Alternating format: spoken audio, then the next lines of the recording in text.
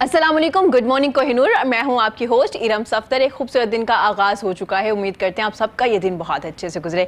नाज़रीन, हज़रत अली रज़ी अल्लाह तआला अन्हु का कौल है कि अगर तुम बादशाह भी हो और तुम्हारे सामने तुम्हारे वालिद और तुम्हारे उस्ताद आ जाएं तो इज्जत से खड़े हो जाइए। ये रुतबा है एक उस्ताद का और वालिद का। नाज़रीन, जो सूरत हाल है आपको पता है, कोरोना वायरस की वजह से हम तमाम लोग डर चुके हैं। दर्जाबंदी हो चुकी है जी। दो तरह के लोग हैं, एक वो लोग हैं जो बहुत डर चुके हैं और एक वो लोग हैं जो बिल्कुल भी नहीं डर रहे। तो जनाब, सूरत हाल थोड़ी बैलेंस होनी चाहिए। ज़रूरत से ज़्यादा हमें डरना भी नहीं है और ज़रूरत से ज़्यादा हमें ये भी नहीं कहना चाहिए कि कुछ नहीं होगा, कि तमाम चीज़ें जो हम कर रहे हैं, एहतियाती तदाबीर अपना रहे हैं, इनको अपनाने का कोई फ़ायदा नहीं। अगर मुझे वायरस होना है तो ऐसे भी हो जाएगा। ऐसे नहीं होना चाहिए, बैलेंस होना चाहिए। हमें एहतियाती तदाबीर को भी अपनाना है और बहुत ज़्यादा डरना भी नहीं है, क्योंकि जहाँ पे हम सोशल मीडिया पे, इलेक्ट्रॉनिक मीडिया पे एक वर्ड सुन रहे हैं, इम्यून सिस्टम स्ट्रॉन्ग होना चाहिए। जनाब, इम्यून सिस्टम आपका स्ट्रॉन्ग होना चाहिए तो आपको कुछ नहीं हो सकता। कुव्वत मदाफियत जो है, जो इम्यून सिस्टम जो आपका है, अगर वो स्ट्रॉन्ग भी है तो भी तो बीमारी आपको लग सकती है ना। वो एक अलग बात है कि इम्यून सिस्टम कितना स्ट्रॉन्ग है, वो उससे लड़ाई कर सकता है, उससे लड़ सकता है या नहीं लड़ सकता। ये बात की बात है, ये हॉस्पिटल जाने के बाद की बात है। अगर आपको नॉर्मल कफ हो रहा है, फ्लू है, क्योंकि वेदर जब चेंज होता है तो बहुत लोगों का गला खराब हो जाता है, तो इट डजंट मीन कि आपको कोरोना है। लेकिन उसके बावजूद आपने क्या करना है, क्योंकि सूरत हाल कुछ ऐसी है, तो मास्क का इस्तेमाल कर लीजिए। मास्क कोई भी हो सकता है, ज़रूरी नहीं N95 के पीछे आप पड़ना शुरू हो जाए, क्योंकि हम माजरत के साथ ऐसी कौम है, हम लोग एहतियाती तदाबीर जो आसान चीज़ें हैं उसको नहीं अपनाते। जो चीज़ अवेलेबल नहीं है, जिस पे प्रॉब्लम आ रही है, हम उस पे डिस्कशन करना शुरू कर देते हैं।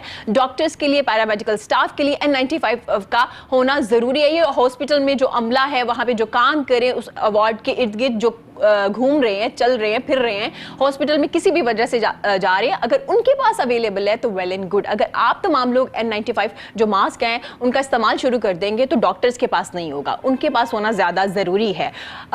कोई भी आजकल तो घरों में भी लोगों ने मास्क बनाना शुरू कर दिए। आप उसका इस्तेमाल कीजिए, घर आइए, उसको वॉश कर दीजिए और दोबारा इस्तेमाल कर लीजिए। कोई इतनी बड़ी बात नहीं, कोई रॉकेट साइंस नहीं है। अगर हैंड सैनिटाइजर आपके पास अवेलेबल नहीं है तो कोई ज़रूरी नहीं है घर में हैंड सैनिटाइजर का होना। साबुन होता है, हर किसी के घर में होता है, किसी भी ब्रांड का, लाल साबुन है, नीला, पीला, ग्रीन, ऑरेंज, किसी भी कलर का है ना, उसको लीजिए, इस्तेमाल कीजिए, उसे हाथ धोइए, बार बार बताया जा रहा है। और डिस्टेंस रखिए, दिलों का नहीं, बस वैसे आपने फिजिकली थोड़ा डिस्टेंस रखना है। दिल आपने करीब रख रहे हैं इर्द गिर्द के लोगों के भी, क्योंकि जब आप दिल करीब रखेंगे ना अपने हमसाये के, अपने सर्वेंट्स के, अपने एम्प्लॉयज़ के, अपने प्यारों के साथ दिल मिला के रखेंगे ना, तो आसानियाँ ज़्यादा पैदा हो जाएंगी। जब आप दूसरों के लिए आसानियाँ पैदा करेंगे तो अल्लाह ताला आपके लिए 100% इतनी आसानियाँ पैदा कर देगा, तो आपको समझ भी नहीं आएगी कि ज़िंदगी इतनी खूबसूरत कैसी हो गई। क्योंकि ज़िंदगी तो खूबसूरत है, हम लोगों ने इसको थोड़ा मुश्किल बना दिया। अल्लाह ताला ने हर चीज़ इतनी खूबसूरत दी है। सूरह रहमान में भी है कि तुम अल्लाह की कौन कौन सी नेमतों को जुटलाओगे, हमने कभी देखा ही नहीं है। हम सांस ले रहे हैं, इससे ज़्यादा खुशी की क्या बात है। कितना अजीब होता कि अगर हम ऑक्सीजन लेने के लिए जा रहे होते मॉर्निंग में, कितना अजीब होता।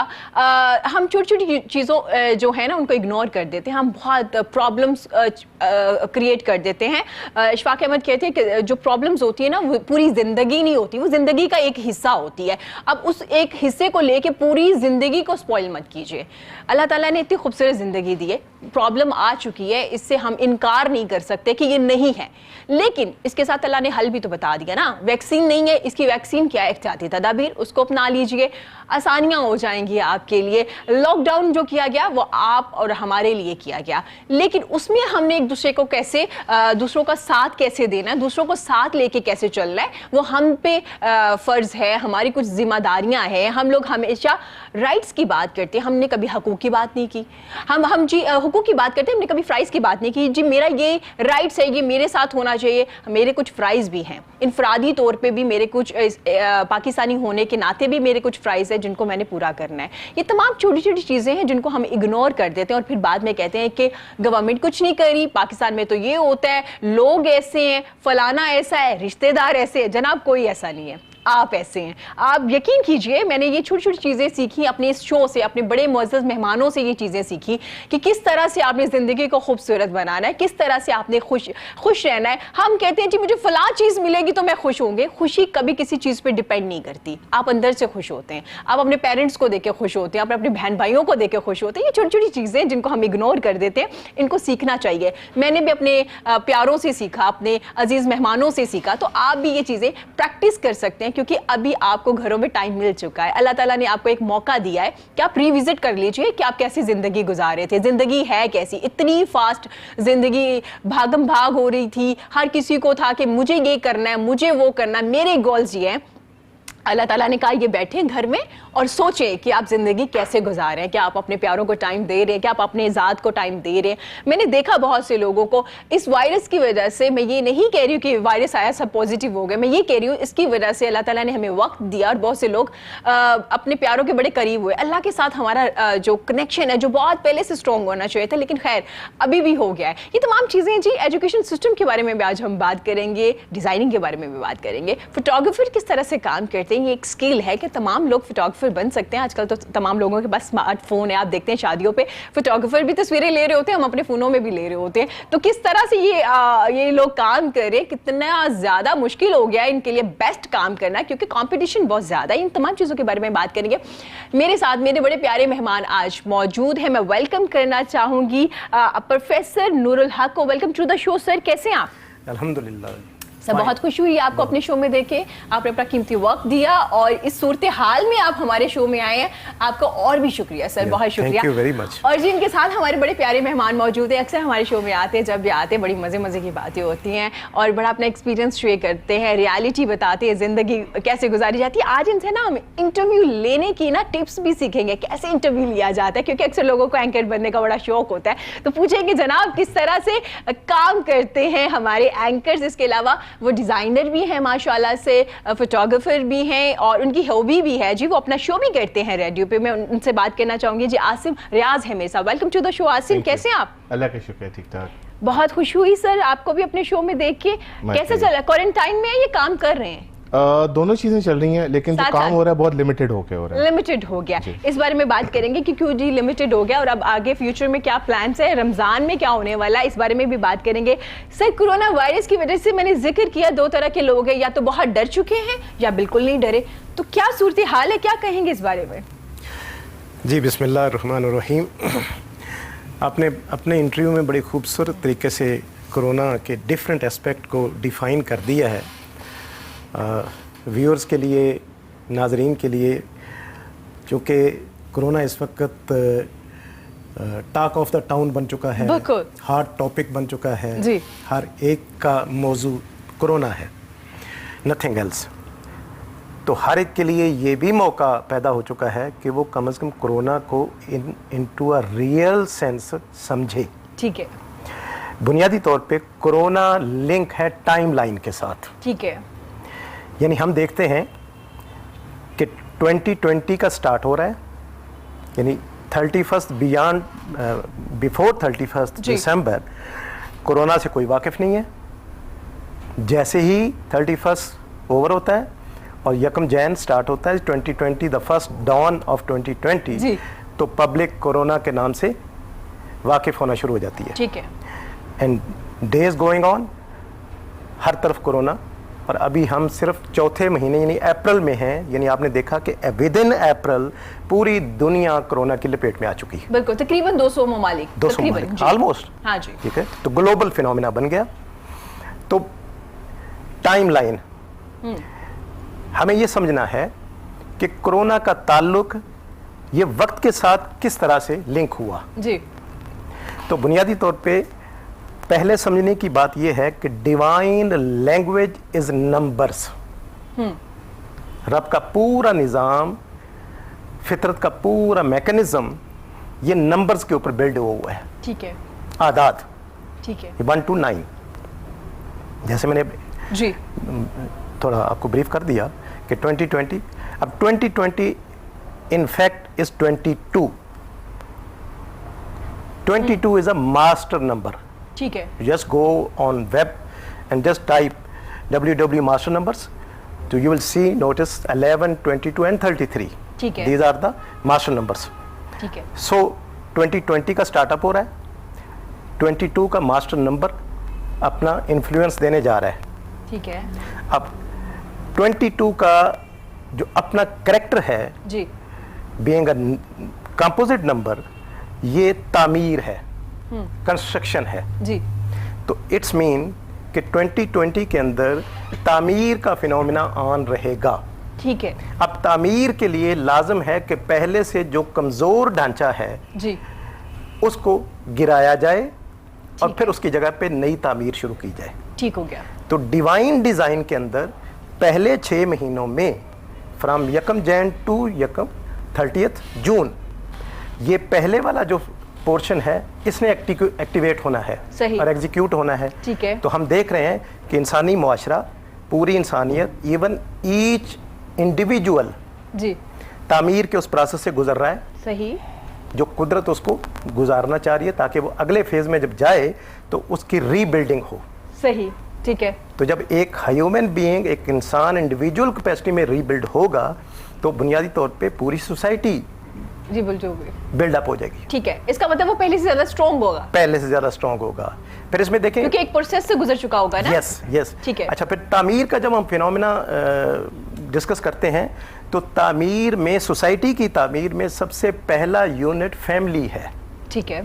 तो आपने देखा कि ये जो लॉकडाउन फिनोमेना ऑन हुआ जी। तो actually this is a blessing for a family, कि आपकी फैमिली कभी जो सालों में इकट्ठी नहीं हो पाती थी, वो बाय फोर्स, बाय डिजाइन, जी, और I would say it's by divine design, ठीक है। कि आपको लॉकडाउन कर दिया गया। आप अपनी फैमिली के साथ जो है ना वो, सर आपने बाय फोर्स का जिक्र किया, इसका मतलब है कि हमें लॉकडाउन किया गया है, हम हुए नहीं है। अब मुझे या आपको कोई कहे कि आपने घर में टाइम स्पेंड करना, तो हमारे दिमाग में सबसे पहले आएगा कि मेरी जॉब का क्या होगा, मैं अर्न कैसे करूंगा, मेरा बॉस मुझे फायर कर देगा, या मैं जिस यूनिवर्सिटी में हूँ या मैं अपना बिजनेस कर रहा हूँ तो मैं अर्न कैसे करूंगा। तो ये तमाम जो परेशानियां या हमारी सोच थी उसको खत्म किया गया कि आपको कोई कुछ नहीं कहने वाला। यस, आपको अलाउ किया जाएगा कि आप घर में रहें, और बाय फोर्स हम कर रहे हैं, बार बार खुद बोल रहे हैं कि घरों में रहिए। ठीक हो गया, ये एक डिजाइन था और उस प्रोसेस से हम डे बाय डे गुजर रहे हैं और मजीद स्ट्रांग होंगे। पहले ये 3 कॉन्सेप्ट आपने मुझे दिए कि तामीर हो रही है, प्रोसेस चल रहा है, उसके बाद स्ट्रांग होंगे। और अहम तरीन चीज ये है कि हम टाइम लाइन के साथ, वक्त के निजाम के साथ कनेक्टेड हो गए हैं। ठीक है। This is the principal of connectivity. आपने भी अपनी गुफ्तगू में कि अपने रब के साथ जो है वो रबत, तो principle of connectivity is the basic principle of life. ठीक है। To be a happy life, to be in a prosperous life, आपको अपने रब के साथ कनेक्टेड, कॉन्स्टेंटली कनेक्टेड रहना लाजम है। ठीक है। जैसे हम देख रहे हैं कि लाइट, इलेक्ट्रिसिटी फिनोमिना, कि ये कनेक्टेड है टू द ग्रिड। ठीक है। तो ग्रिड से कनेक्टिविटी जो है ना वो हमारा यहाँ पे सारा इल्यूमिनेशन हम एंजॉय कर रहे हैं। बिल्कुल। तो this is the phenomena of connectivity. ठीक है। तो सेम कनेक्टिविटी आपका रब भी ये चाहता है कि मेरा बंदा मुझसे इसी तरह कॉन्स्टेंटली कनेक्टेड रहे। ठीक है। और फिर एंजॉय करे अपनी लाइफ को, और फिर देखे राउंड द क्लॉक। ठीक हो गया सर। मैं इस बारे में मजीद बात करूंगी। एक डिफरेंट कॉन्सेप्ट आज हमें मिला जी, वायरस के बारे में, कोरोना वायरस के बारे में। आसिम से भी राय लूंगी। आसिम, क्या सूरत हाल है, किस तरह से काम किया जा रहा है, और काम चूंकि कम हो चुका है और घर में भी, फैमिली में भी टाइम दिया जा रहा है, ऐसे ही है? बिल्कुल ऐसे ही है। मेरा ख्याल है कि जैसा प्रोफेसर साहब ने फरमाया, it's a blessing for us. हमें टाइम मिला है अपने आप को रिकम्पोज करने का, हमें अपने आप को रीगेन करने का टाइम मिला है, कुछ सोचने का टाइम मिला है, कुछ नई चीज़ें करने का टाइम मिला है। और एक बहुत इंपॉर्टेंट चीज़ जो मैं अपने पिछले हर जगह पे कहता रहा हूँ कि बहुत सारी ऐसी चीज़ों का एहसास हुआ है कि उनके बिना हमारी ज़िंदगी चल सकती है। और ये भी एहसास हुआ है कि बहुत सी ऐसी चीज़ें थी जो गैर ज़रूरी थी, जिनको हम लोगों ने बहुत ज़्यादा इंपॉर्टेंस दी हुई थी। सो एक बड़ा अच्छा क्लैरिफिकेशन का हमारे एक टाइम मिला है इसमें। सो इसको एंजॉय करना चाहिए, इसको ऐसा ब्लेसिंग समझना चाहिए। कोरोना एग्जिस्ट कर रहा है, इसमें there is no second thought. इसकी नेगेटिव इम्पैक्ट्स भी बढ़े हैं, नो सेकंड थॉट। हम ये कर सकते हैं कि हम अपने आप को महफूज रख सकते हैं। उसके लिए जो तदाबीर हमारे पास है हमें वो अपनानी चाहिए, अपने लिए, अपने प्यारों के लिए। पहले ये चीज़ थी कि सिर्फ हमें खबरों में सुनने को आता था कि कोरोना के केसेस हैं। अब वो टाइम आ गया कि हमारे अपने जानने वालों में भी केसेस का पता लगना शुरू हो गया कि मेरे एक्सप्रेस दोस्त का या किसी न किसी रेफरेंस का आ गया है। दिस मीन्स कि इट इज स्प्रेडिंग। सो अल्लाह ना करे कि हमें या हमारी किसी भी फैमिली या किसी भी को भी आगे हो। सो हमें एहतियात करनी चाहिए, हमें अपने आप को लिमिटाइज करना चाहिए। अगर क्वारंटाइन का कहा गया तो ये मतलब नहीं है कि क्वारंटाइन क्वारंटाइन में आपकी जिंदगी नहीं गुजर सकती। बिल्कुल क्वारंटाइन में बल्कि जिंदगी अगर आप फील करें तो ज़्यादा अच्छी गुजर सकती है। The only thing that you have to do is to manage yourself. अच्छा, सिर्फ ये कहा गया कि घरों में रहना है कि आप घर में रह के अपना काम भी कर रहे हैं ऑफिस का, वहाँ से कंपनीज ने कह दिया आप घर में रह के नमाज भी अदा कर रहे हैं, आप घर में रह के खाना भी बना रहे हैं, घर में खाना पक भी रहा, आप खा भी रहे हैं फैमिली के साथ भी। तो क्वारंटाइन का एक जो कॉन्सेप्ट लोगों के दिमाग में आया कि शायद मुझे किसी एक काले अंधेरे कमरे में बंद किया जा रहा है और मैं बाहर नहीं आ सकता। असल में क्वारंटाइन का जब जहन में आता है ना, तो पहली एक फीलिंग आती है वो सजा की आती है कि हमें कहीं कैद कर दिया जाए, कैद कर दिया गया। और मजे की बात है जब घर में हम रहते हैं हम कैद नहीं होते। True. So that is the best part about this quarantine.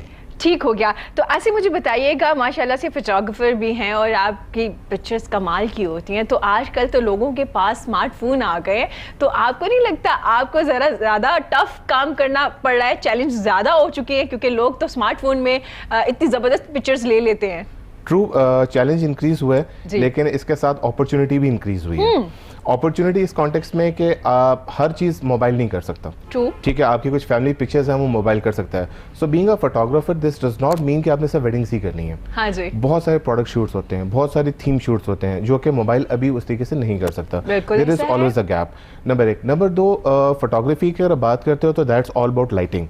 आपने लाइट को कैसे मैनेज करना है। जब हम DSLR यूज़ कर सकते हैं या external lighting, external equipment use करते हैं, उसमें हमारे पास ऑप्शन होती है कि हम हर चीज़ को अपने हिसाब से कस्टमाइज़ कर सकते हैं, जबकि मोबाइल में ये चीज़ अवेलेबल नहीं होती। मोबाइल में बहुत लिमिटेड क्वालिटी बेहतर होती है, लेकिन जो आपकी रिक्वायरमेंट होती है वो इस तरीके से नहीं होती। अच्छा, आपने आसिम लाइट का जिक्र किया, चूंकि मैं फोटोग्राफर नहीं हूँ तो मैं पूछना ज़रूर चाहूँगी कि यहाँ पे जैसे मेरे सेट पे बड़ी खूबसूरत लाइट है, यहाँ तस्वीर बनाना आसान है या आपको आउटडोर अगर ले जाया जाए डे लाइट में, अब सन लाइट पे तस्वीर लेना, वहाँ पे ज़्यादा आपको टफ टाइम मिलता है कि हाँ यहाँ पे बहुत बेस्ट पिक्चर चाहिए? ये डिपेंड करता है कि आपकी रिक्वायरमेंट के ऊपर और आप किस तरह का शूट कर रहे हो। अच्छा। अगर आप आउटडोर जाते हो तो हमें लगता है जी सनलाइट बहुत अच्छी है तो शूट बहुत अच्छा होगा, लेकिन ऐसा नहीं है। अच्छा, ऐसा नहीं है। क्यों? आपके शेड ज़्यादा पड़ते हैं। अच्छा। आपके फेस पे अगर सनलाइट इस साइड से आ रहा है तो इस साइड पे शेड ज़्यादा पड़ेंगे। वो शेड्स कभी तो रिक्वायर्ड होते हैं लेकिन हर दफ़ा रिक्वायर्ड नहीं होते। उन शेड्स को बैलेंस करना पड़ता है, नंबर 1। नंबर 2, सनलाइट होती है बहुत स्ट्रॉन्ग, उसको भी आपको कई दफ़ा इतनी स्ट्रॉन्ग लाइट नहीं चाहिए होती, उसको आपको डिफ्यूज करना पड़ता है। अच्छा, उसके साथ आपके जो ड्रेस के कलर होते हैं उसका भी असर होता है अगर सनलाइट में आप कर रहे हैं? बिल्कुल होता है, बिल्कुल होता है। तो आप, मैं छोटी सी एग्जांपल देता हूँ। इस स्टूडियो में जिससे अगर आपने एक पिंक कलर पहना हुआ है, अगर आपकी बैकग्राउंड सारी पिंक हो जाए तो इसका वो कलर एसेंस निकलेगा ही नहीं आपका, ये मर्ज हो जाएगा। हाँ, इसी तरीके से अगर एक ब्लैक ड्रेस है, ब्लैक ड्रेस के पीछे मैं ब्लैक सारे एम्बियंस दे दूं, that will not make sense. So उसके लिए मुझे कंट्रास्ट ऐसा बनाना है कि वो कलर निखरे भी और अपनी क्वालिटी बताए, जी ये मेरा कलर है और ये मेरी रिक्वायरमेंट है। अच्छा, मुझे आज समझ आई, मेरे प्रोड्यूसर्स क्यों डेली मुझे कहते हैं रेड और मैरून कलर नहीं पहन के आना आपने, क्योंकि आपकी बैकग्राउंड है ना, आपकी बैकग्राउंड के साथ मर्ज होता है, मुश्किल हो जाता है। मेरे तमाम कैमरामैन भी कह रहे होते हैं मैम रेड और मैरून कलर ना पहनिएगा। ठीक हो गया। मुझे हम क्योंकि साथ साथ कोरोना को भी लेके चल रहे हैं, सूरत हाल जैसे कि आपको नजर आ रही है, डे बाई डे केसेस ज्यादा हो रहे हैं, 9,500 से ज्यादा ही आज सुबह वो नंबर था और 200 अमवात हो चुकी हैं। तो आप क्या कहना चाहेंगे इस सिचुएशन में जो हमारे डेली वेजेस पे काम करने वाले थे, कहा जा रहा है कि जी हम कोरोना से अगर नहीं मरे तो हम भूख से मर जाएंगे, ऐसा है? हम भूख से मर जाएंगे? मेरे मुताबिक it's more of a statement. अच्छा। जब खुदा ने इंसान को बनाया है और उसने इस रिस्क की जिम्मेदारी ली है तो हमें उस पर तवक्कुल करना चाहिए। और आई एम नॉट श्योर कि देखें इस कोरोना लॉकडाउन को तकरीबन 1.25 महीने से ऊपर गुजर गया है। होंगे ऐसे लोग जो कि शायद भूखे रहे हो, लेकिन they are very few of them.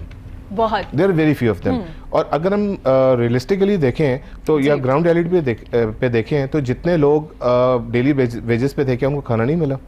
क्या उनको रेस्ट नहीं मिला?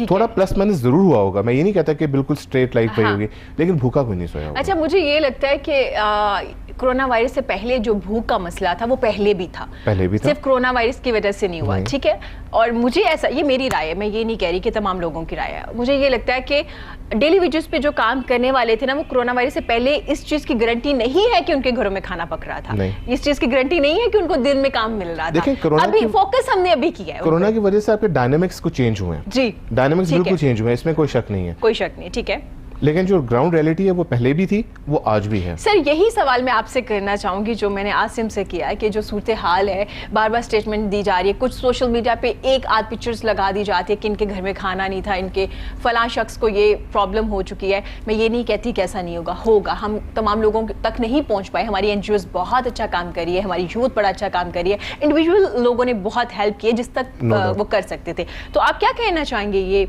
एक भूख का जो एक कॉन्सेप्ट है?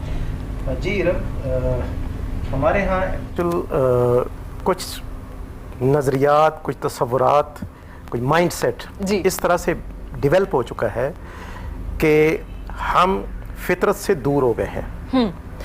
फितरत से दूरी में अगर इंसान अपनी तख्लीक के एतबार से अपना मयार देखे तो हम बड़ी आम सा अब ये कोट कर देते हैं कि इंसान अशरफुल मखलूकात है, ठीक है, यानी मखलूकात में से, सारी मखलूकात में से आला है।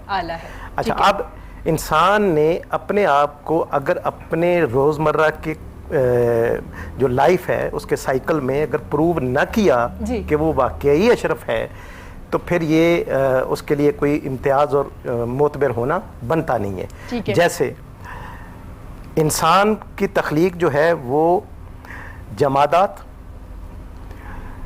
नबातात, हैवानात और इंसान चौथे दर्जे पे, और फिर कुरान उसको किस तरह खूबसूरती से डिफ़ाइन करता है कि लक़द खलक़नल इंसान फ़ी अहसन तक़वीम, कि इंसान को बेशक हमने बेहतरीन मयार पे तख्लीक किया है, यानी इससे बेहतर मयार तख्लीक का है ही नहीं।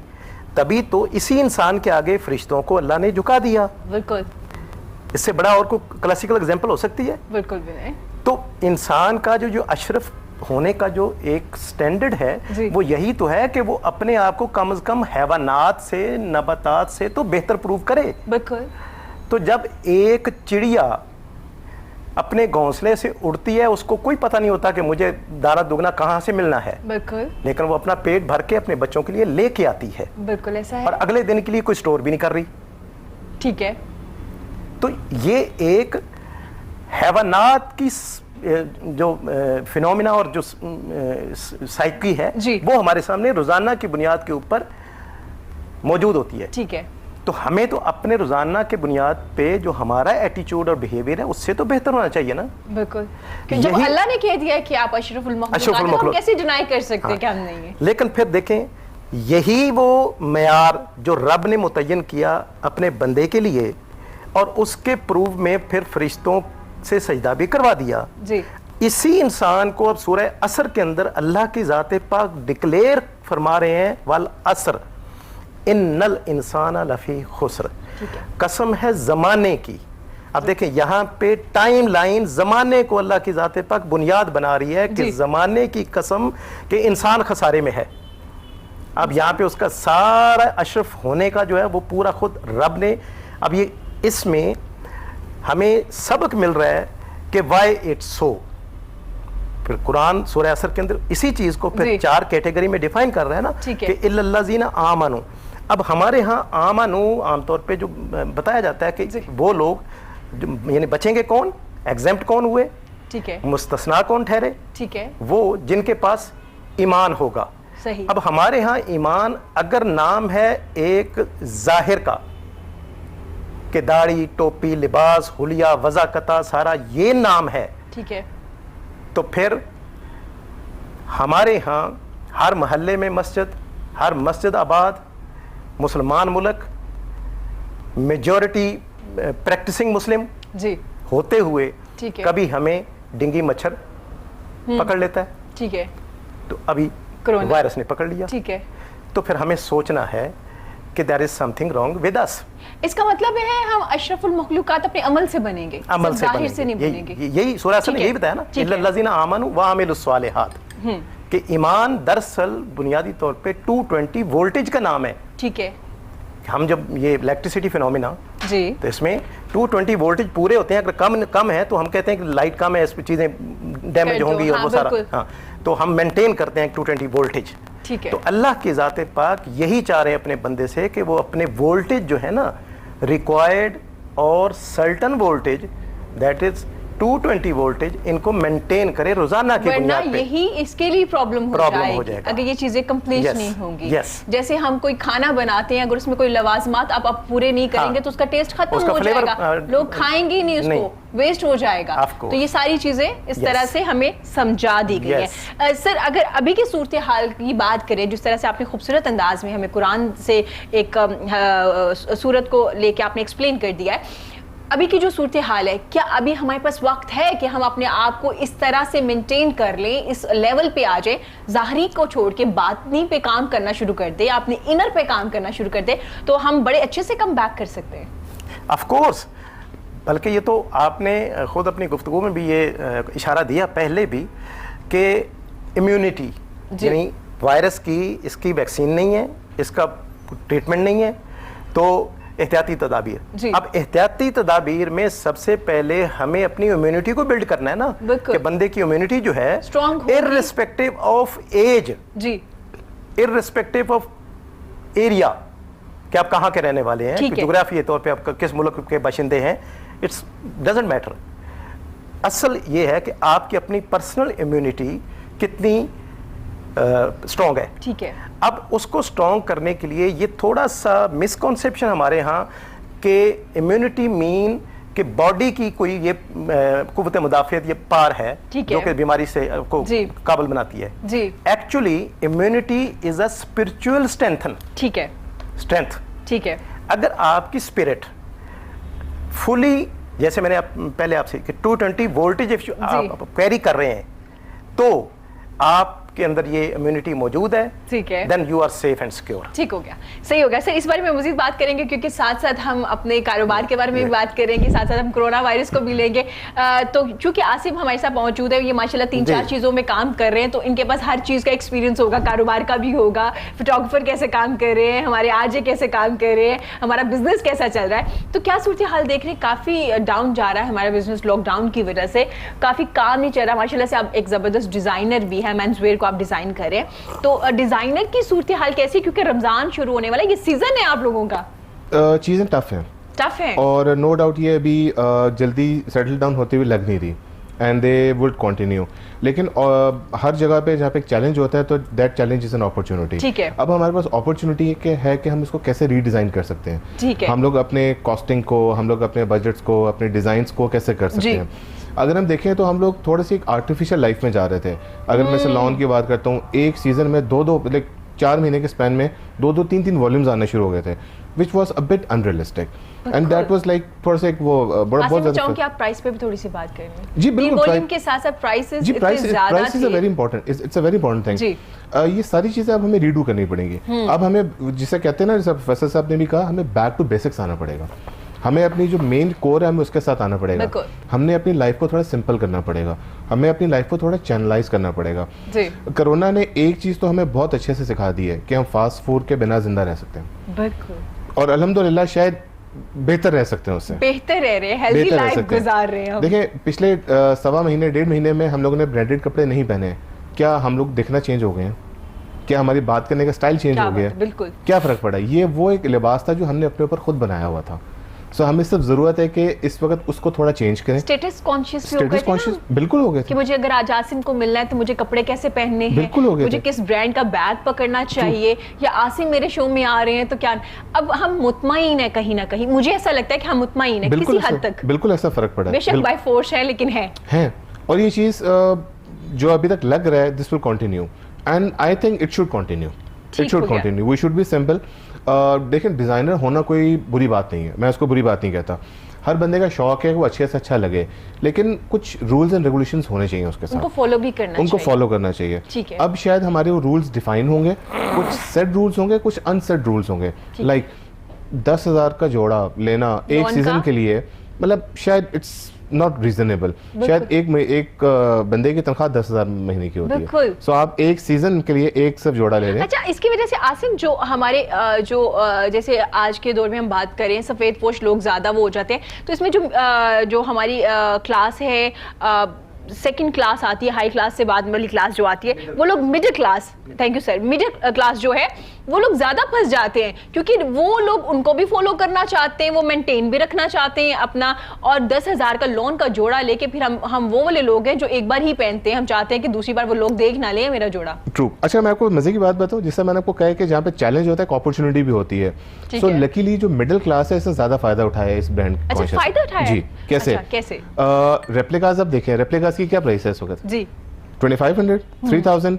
अब वही चीज, ठीक है, फैब्रिक का फर्क होता है लेकिन डिजाइन तो सेम होता है ना। शायद दूर से देखने का आपको फर्क नहीं फील होता, लेकिन किसी न किसी हद तक वो भी वैसा ही दिख रहे होते हैं, वैसा ही फील हो रहे होते हैं।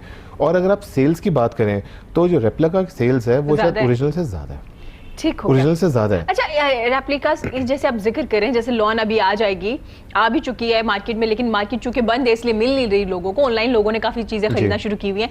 रेप्लिकास आने से डिजाइनर को फर्क पड़ता है उसकी डिजाइन, क्योंकि उसका डिजाइन तो जा रहा है। बिल्कुल फर्क जरूर पड़ता है, इन टर्म्स ऑफ प्रॉफिट्स फर्क जरूर पड़ता है, लेकिन उसका एक एडवांटेज भी है। अच्छा, वो एडवांटेज ये है कि जो डिजाइन आपका हिट हो जाता है, लोगों ने ये नहीं देखना है कि रेप्लिका है ओरिजिनल है, लोगों ने कहना जी फ्लांग का डिजाइन है, एक्सक्लूसिव डिजाइनर का डिजाइन है, आपकी पेनिट्रेशन ज्यादा होती है, आपकी पेनिट्रेशन ज्यादा हो रही है। देखिए, अगर इतना ही ज्यादा फर्क पड़ता तो इसके खिलाफ इतना स्ट्रिक्ट एक्शन क्यों नहीं हो सका आज तक? हाँ, टेक्निकली देखें तो इंटेलेक्चुअल राइट है ना आपका, इंटेलेक्चुअल राइट है आपका, सो आपका बड़ा स्ट्रिक्ट एक्शन हो सकता है इसके खिलाफ, लेकिन अभी तक नहीं हो सक रहा। So it's basically an opportunity for the designer also कि उनकी पेनिट्रेशन बढ़ रही है। देखिए, रेप्लिका हो या ओरिजिनल हो, लोगों को जो पसंद आएगा उन्होंने वो पहनना है, और जो उनको पसंद आएगा जिस डिजाइनर का होगा वो देखेगा। जबरदस्त। एंटरप्रेन्योरशिप की भी हम बात करेंगे, क्योंकि हमने ब्रेक लेनी है, उससे पहले मैं चाहूंगी कि आपसे एंटरप्रेन्योरशिप की बात करें। आजकल हम बहुत सुन रहे हैं एंटरप्रेन्योरशिप की तरफ आना चाहिए, अपना छोटा बिजनेस स्टार्ट करना चाहिए, यूथ को ये करना चाहिए। खवातीन के लिए कितनी अपॉर्चुनिटी है? खवातीन किस तरह से इस काम में आ सकती है? उनके लिए भी है एंटरप्रेन्योरशिप कि आप घर में बैठ के अपना काम स्टार्ट कर सकते हैं? मैं चाहूंगी आप जरूर बताइए इस बारे में। देखिए, अपॉर्चुनिटी 2 या 3 कॉन्टेक्स्ट में मैं इसमें लेता हूँ। एक ऐसी खवातीन जो कि घर से बाहर नहीं निकल सकती, वो घर पे रह के काम कर रही हैं। I know a couple of people, खवातीन जो कि घर पे रह के सिर्फ जो लंच बॉक्सेस होते हैं ये ऑफिस में सप्लाई करती हैं। उन्होंने पर डे पे राइडर रखा हुआ है और वो कॉन्ट्रैक्ट्स वगैरह लिए हुए या किसी के साथ उन्होंने अलाइनमेंट की हुई है, ऑफिस में खाना बना के दे रही होती है। ठीक है। प्लस काफी खवातीन है जो घर में ऑलरेडी काम कर रही होती हैं, लाइक हम अपैरल से काम करते हैं, हमारी जो बल्क स्टिचिंग होती है, तो कई दफा खवातीन को हम दे देते हैं, वो क्लिपिंग का प्रोसेस एक होता है जिसमें धागे काटना होता है, वो घर पे बैठ के कर सकती हैं। इस तरीके से छोटी छोटी चीजें कई वो डेवलप कर रही हैं। सबसे बड़ा मसला खवातीन के साथ जो अभी तक मैंने देखा है वो ये है कि एक काम करना और उसको एक बिजनेस वेंचर में कन्वर्ट करना, उनके पास ये स्किल नहीं होती। आसिम, आपने जो एंटरप्रेन्योरशिप का एक खूबसूरत सा कॉन्सेप्ट दिया है ना, कि जो कारोबार होता है ना, वो घर से अगर स्टार्ट करें, वो धागा काटना हो या वो लंच बॉक्स बनाना हो, ये भी एंटरप्रेन्योरशिप में आता है। हमारा जो यूथ का कॉन्सेप्ट, माजरत कुछ लोगों का ये है कि एक बड़ा सा ऑफिस, एक बड़ी सी चेयर, एक बहुत बड़ी अमाउंट इन्वेस्ट करने के बाद एक जो बिजनेस स्टार्ट किया जाता है ना, उसको एंटरप्रेन्योरशिप कहते हैं। मैं आपको ऑनेस्टली एक बात बताऊं, कोई भी एंटरप्रेन्योर आप उसको शुरू में देखो, उसका कभी बड़ा ऑफिस नहीं होगा, उसकी लग्जरी लाइफ नहीं होगी, किसी की भी नहीं होगी। और एक साल आप सर्वाइव करते हो, आप उस पे इन्वेस्ट करते हो, और सर्वाइव भी इस तरीके से करते हो कि कई दफा ऐसे टाइम भी होते हैं कि आपको ऑफिस की सफाई खुद करनी पड़ती है। कई दफा आप किसी क्लाइंट के साथ बाहर जाते हो, आप खुद कुछ नहीं खा रहे होते, आप अगले को ऑफर कर रहे होते हो, नॉट बिकॉज कि आपका दिल नहीं कर रहा होता या आपको जरूरत नहीं होती, आपने बहुत सारी चीजों को कैलकुलेट करना पड़ता है। बीइंग एन एंटरप्रेन्योर, आप सिर्फ अपने काम पे तवज्जो नहीं दे रहे होते, आपने फाइनेंसेस को भी मैनेज करना है, आपने अपनी स्ट्रेटेजी को भी मैनेज करना है, आपने फ्यूचर को भी प्लान करना है। ठीक हो गया। तो ये सारी चीजों का मजमुआ होता है एंटरप्रेन्योरशिप। इट्स नॉट कि आपने सोचा कि यार ये काम हो जाएगा, XYZ को आपने देखा जी वो इतने पैसे कमा रहे हैं, मैं भी उसके पीछे लग। अच्छा, आसिम मुझे बताइएगा, अगर एंटरप्रेन्योरशिप की जैसे आप जिक्र कर रहे हैं, ज्यादा प्रेशर किस पे होता है, एक जॉब करने वाले पे या एंटरप्रेन्योर जो अपना बिजनेस करे, जो अपना कारोबार स्टार्ट करे, चाहे वो छोटे पैमाने पे हो या बड़े पैमाने पे, उस पे ज्यादा प्रेशर होगा चीजों को लेके? मेरे ख्याल में एंटरप्रेन्योर पे ज्यादा प्रेशर होता है। क्यों? वो सिर्फ ना अपना रिस्पॉन्सिबल होता है बल्कि अपने एम्प्लॉइज का भी रिस्पॉन्सिबल होता है, अपनी टीम का भी रिस्पॉन्सिबल होता है, प्लस अपनी फैमिली का भी रिस्पॉन्सिबल होता है। तो उसने चीजों को ना सिर्फ आज के लिए देखना है, कल और परसों के लिए भी फोर्स ही करना है। तो जॉब होल्डर के लिए सिर्फ जो जॉब या जो उसकी डोमेन है उसमें सिर्फ उसके लिए फोकस्ड होता है। वो कंपनी की रिस्पॉन्सिबिलिटी या फाइनेंसेस कहाँ से मैनेज करने हैं, सेल्स कहाँ से मैनेज करनी है, वो उसकी हेडेक नहीं होती। लेकिन बीइंग एन एंटरप्रेन्योर, A से लेकर Z तक आपने आपकी रिस्पॉन्सिबिलिटी है। अच्छा आसिम, आपको क्या लगता है कि हमारी यूथ, क्योंकि चूंकि हमारे स्पीकर्स और हमारे बहुत से एजुकेशनिस्ट तमाम लोग कह रहे हैं कि आप जॉब के पीछे ना जाएं, एंटरप्रेन्योरशिप, कारोबार की तरफ आएँ, छोटा कारोबार करें, सीखें, तो मुझे ये बताइएगा कि अगर तमाम लोग अपना बिजनेस स्टार्ट कर लेंगे तो ये जॉब करने वाले, क्योंकि अगर आप काम भी करते हैं तो आपको टीम की जरूरत होती है, आप हायर करते हैं, टीम के बगैर तो आप काम नहीं करेंगे, तो वो जो जॉब करने वाले जाएंगे वो तो फिर जॉब पे आ गए। बिल्कुल इरम, एंटरप्रेन्योरशिप हर बंदा नहीं कर सकता। इसके जो प्रेशर, इसके जो चीज़ें, जितना प्रेशर आपको लेना पड़ता है, जितनी आपको इसके साथ तकलीफ बेयर करनी पड़ती है, वो हर बंदा नहीं कर सकता। True. नंबर 2, हर बंदा इतना बड़ा रिस्क नहीं ले सकता। Being an entrepreneur is a big risk. आपको नहीं आइडिया कि काम चलेगा, कहाँ तक जाएगा, ठीक है, ये इस पर्सनैलिटी का गैप बहुत ज़्यादा होता है। ठीक है। सो मैं जिसको भी सजेस्ट करता हूँ, मैं ये कहता हूँ कि आप अपना एंड कहीं से सिक्योर करें, उसके साथ कोई छोटा वेंचर करें। जब वो वेंचर इतना आपको फील हो जाए कि आपका सर्वाइवल उस पर हो गया, तब आप अपना जो भी कोर बिजनेस या जॉब है उसको छोड़ के फिर आप उसके अंदर हैं। Sort of internship? नहीं, नॉट नेसेसरली। अच्छा। आप प्रॉपर जो भी आपकी डोमेन है, आप कहीं जॉब शुरू करें। देखिए, एंटरप्रेन्योरशिप के बारे में ना हमारी एक मिथ और बनी हुई है कि जी जो चाहे एंटरप्रेन्योर बन सकता है, ऐसा नहीं है। एंटरप्रेन्योर नहीं बन सकता। क्वालिटीज होती हैं, कुछ क्वालिटीज होती है, कुछ एक्सपीरियंस भी होना चाहिए आपको। अगर मैं एक खूबियां पूछूं आपकी नजर में, आसिम को ये लगता है कि एंटरप्रेन्योरशिप के लिए अगर इनका टेस्ट किया जाए, असेसमेंट टेस्ट किया जाए, तो ये बंदे एंटरप्रेन्योरशिप में आएंगे, तो क्या क्या होगा उसमें? डिसीजन पावर, पहली चीज है कमिटमेंट। अच्छा, पहली चीज है कमिटमेंट, और आप कितना पैशनेट हो उस चीज के बारे में। अगर आप पैशनेट नहीं हो या आप के आधे रास्ते में जाके आप डाउटफुल हो जाते हो, तो आप एंटरप्रेन्योर बनना आपके लिए मुश्किल काम है। ये चीज क्लियर करता है। ठीक हो गया। आपके लिए जुनूनी होना मस्ट है, और जुनूनी बंदा ही कामयाब हो सकता है।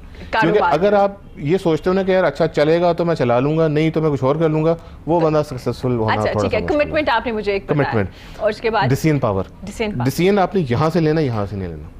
ठीक हो गया। क्योंकि हम लोग बीइंग ह्यूमंस, हम लोग पहले डिसीजन हमारे यहाँ से आता है। अच्छा, अगर मिक्स हो जाए, थोड़ा सा दिल का और सुन लिया जाए, थोड़ा दिमाग का, तो प्रेफरेंसेस को दें, प्रेफरेंसेस को दें, क्योंकि कुछ चीजें लॉजिकल लग नहीं रही होती लेकिन आपको करनी पड़ती हैं। मैं आपको छोटी सी एग्जांपल लेता हूँ। जिस तरह आजकल हालात काफी टफ जा रहे हैं, हमारे ज़हन में पहली अपॉर्चुनिटी ये आती है कि जी हम लोगों को ले ऑफ कर दें, हमारे फाइनेंशियल्स मैनेज हो जाएंगे।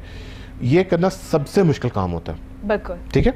अब यहाँ पे वो जगह है कि आप, दिल आपका कहता है कि ना निकालो, दिमाग कहता है निकालो। ठीक है। टेक्निकली अब इसके दरमियान में आपने वे करना है कि जी कौन सी इंपॉर्टेंट चीज़ है, आपने बीच का रास्ता निकालना होता है। देखिए, एम्प्लॉय निकालना is not the only solution.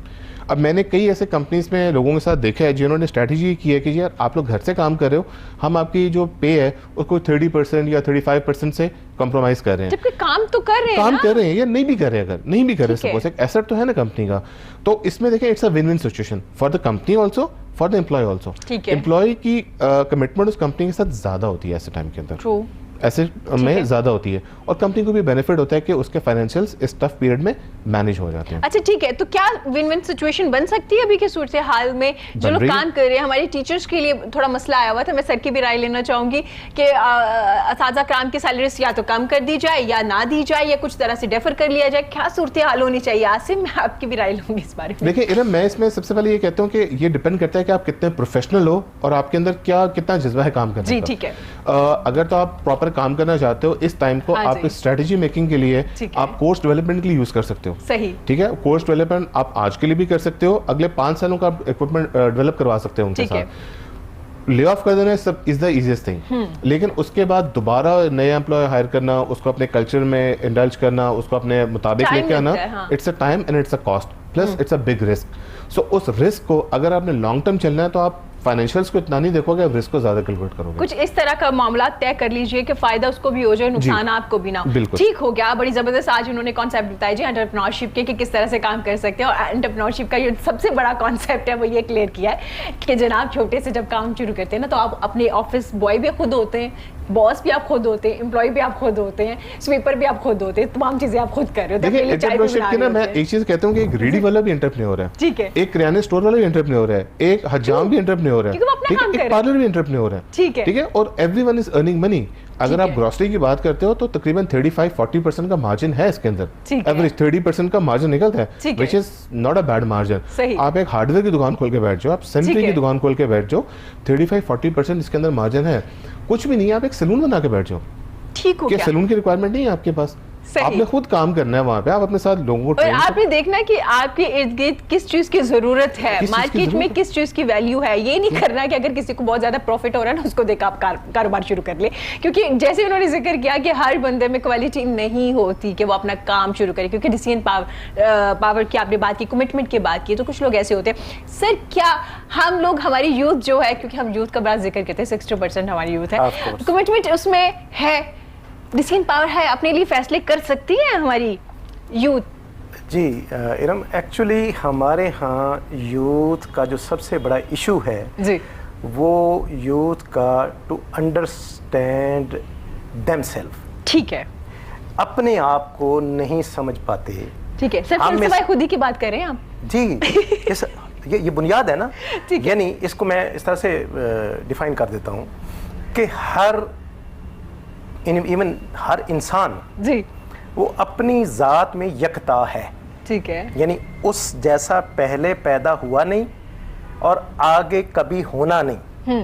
तो इसका मतलब है कि अब वो जो दुनिया में पैदा किया गया है जी, वो एक तो डिस्टिंग्विश फीचर्स में, कैरेक्टरिस्टिक में एक्सक्लूसिव, और कुछ ऐसा काम करने के लिए पैदा किया गया है कि जो वो काम उसकी पहचान बन जाए। ठीक है, तो अब उस काम के करने के लिए जो उसको गिवन पोटेंशियल बाय डिवाइन मिला है, अब उसको पहले से एक्सप्लोर करना, उसको जानना, और फिर उसको राइट पॉइंट पे डिस्प्ले करना। ठीक है, ये आर्ट है। और इसकी इब्तिदा होती है मन अरफा नफ्सहु फकद अरफा रब्बहु। जिसने अपने आप को जाना, अपने आप को पहचाना, उसी ने ही रब को जाना। ठीक है, तो फितरत को अंडरस्टैंड करना, ठीक है, कुदरत के निज़ाम में अपने आप को राइटली एडजस्ट करना। ठीक है, इसका पहला लेसन ये है कि आपको ये जानना है what kind of person I am.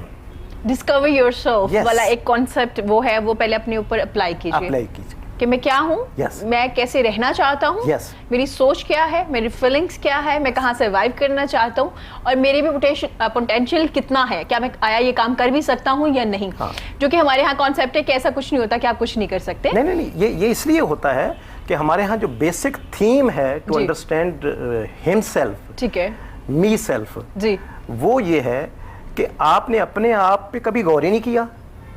अब बड़ी खूबसूरत बात आसिम साहब ने जो है ना अपनी गुफ्तगू में जो है ना मुझे बड़ा अच्छा लगा कि एक तो हर बंदा ठीक है, रिलेटिव टू पैदा किया गया है।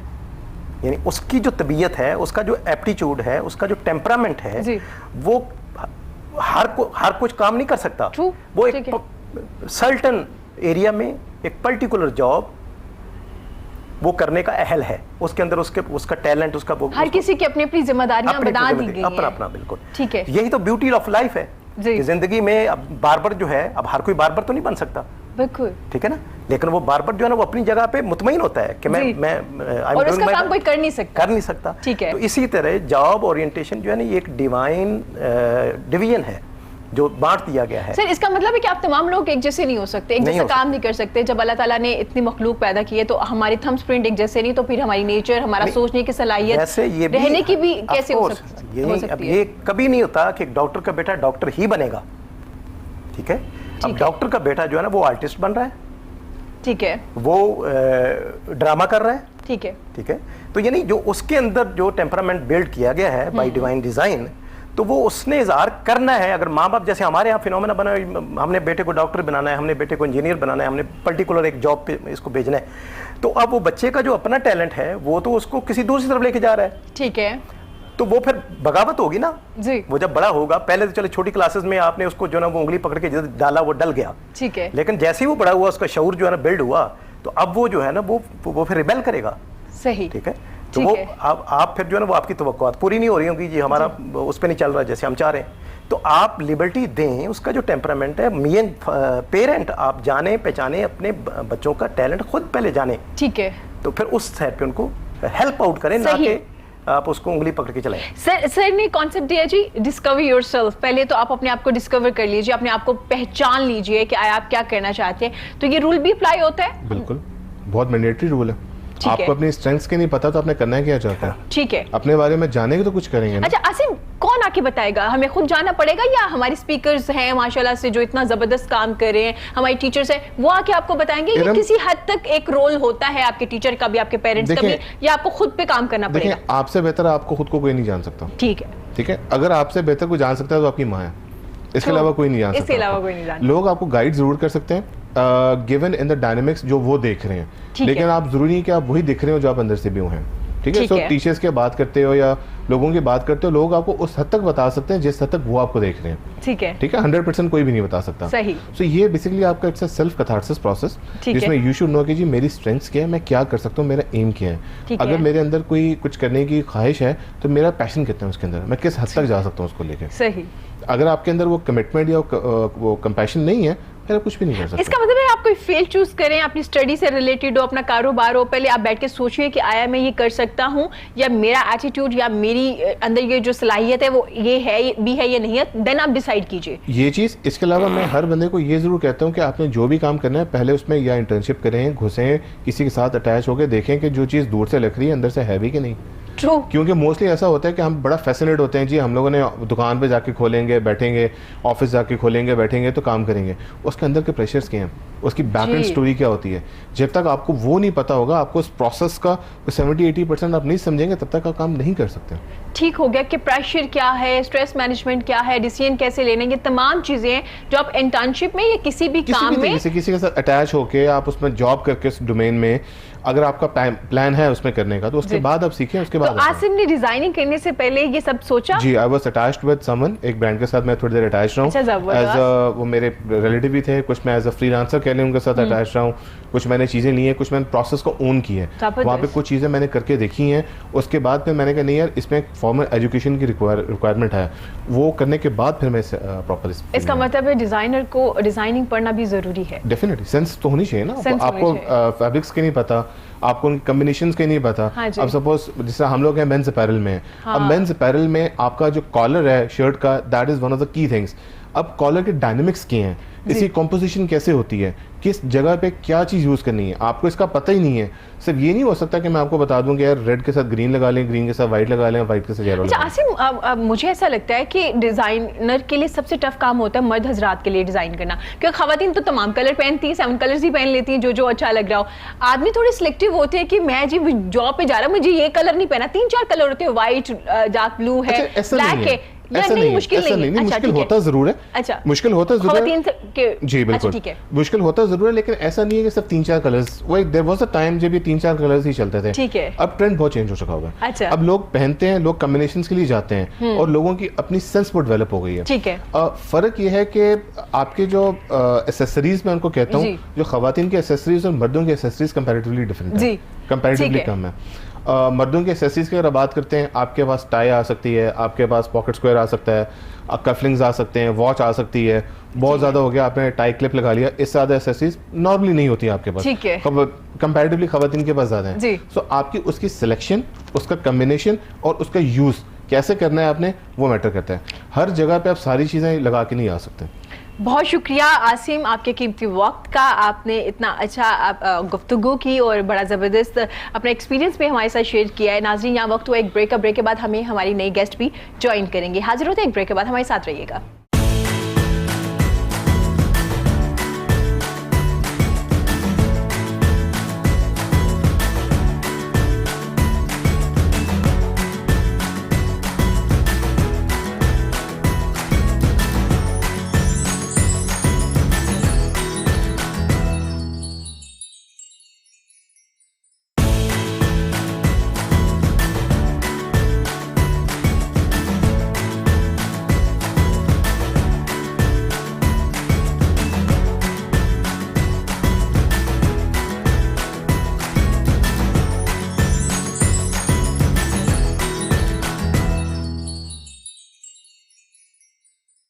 वेलकम बैक जी। गुफ्तगू का सिलसिला जारी है। इस वक्त हम बात कर रहे थे कोरोना वायरस पे, उसके साइड इफेक्ट पे तो हम बात करती ही रहती है, डेली हम इलेक्ट्रॉनिक्स मीडिया पे न्यूज़ पे देखते रहते हैं, लेकिन उसकी पॉजिटिव चीज़ें क्या क्या हुई, किस तरह से हम इस सिचुएशन से निकल सकते हैं, अपने आप को किस तरह से हम लोग कम बैक करेंगे।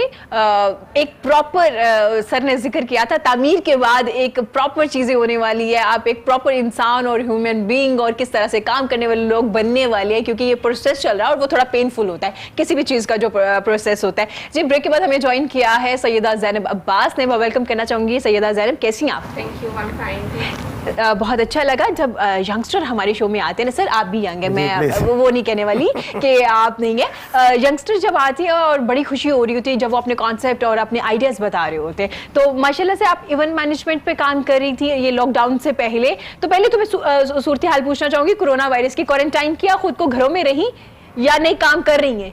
नहीं, सबसे पहले तो catching this opportunity, the quarantine is not just the quarantine, this is a big opportunity, you know. Every threat has a big opportunity in itself.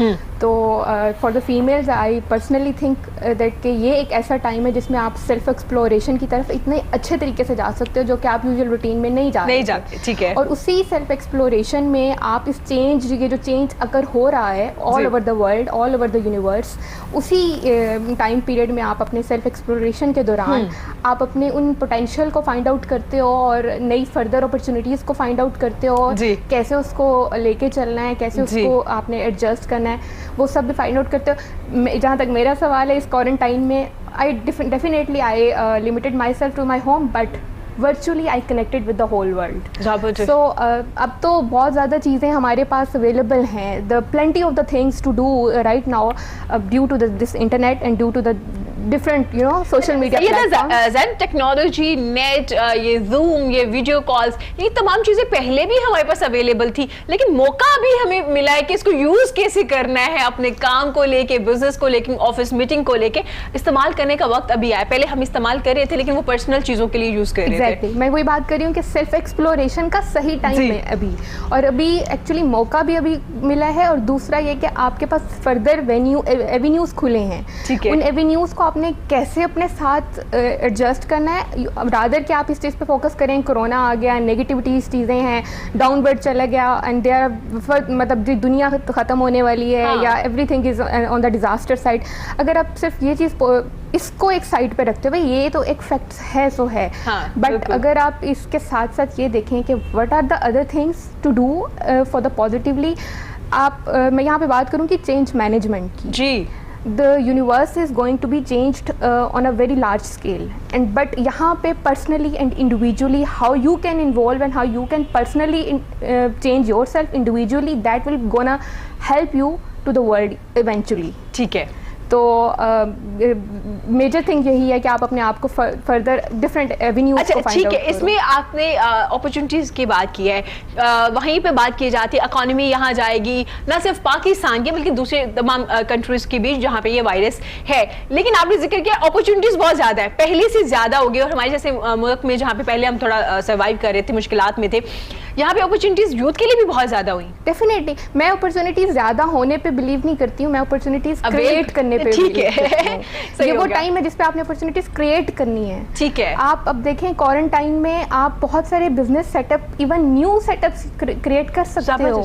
आप अपने अंदर घर में रहते हुए, मैं बहुत सारी ऐसी लड़कियों को जानती हूँ, बिफोर गोइंग टू मतलब मूविंग अहेड, लॉकडाउन पीरियड से पहले I was going to arrange a event for a Punjab government, और उस गवर्नमेंट के इवेंट के साथ जब मेरा काम स्टार्ट होने वाला था, तो देवर नंबर ऑफ द फीमेल्स जो कि जिन्होंने मुझे अप्रोच किया, and I was totally seriously amazed कि वो इतना अच्छा घर में बैठे काम कर रही थी। किसी ने अपना व्हाट्सएप ग्रुप पे अपने पेजेस बनाए हुए हैं, कोई ग्रुप्स बनाए हुए हैं, किसी ने अगर कोई जानती है स्टिचिंग जानती है, कोई पेंटिंग जानती है, कोई हैंडीक्राफ्ट जानती है, ज़बरदस्त, and they have you know launched their skills and capabilities on the Facebook, on the WhatsApp, on the LinkedIn, and they have connected themselves to the other people तो ये एक सोशल डिस्टेंसिंग नहीं हुई है, मेरा ख्याल है ये तो वर्चुअली जो हमें अपॉर्चुनिटी क्रिएट हुई है इसमें हमें फोकस करने का टाइम बेसिकली WHO ने भी कहा कि यार ये सोशल डिस्टेंस जो है इसका मतलब ये फिजिकल डिस्टेंस है। सोशली तो हम कनेक्टेड हैं एक दूसरे के साथ, हम जो कहते हैं सोशली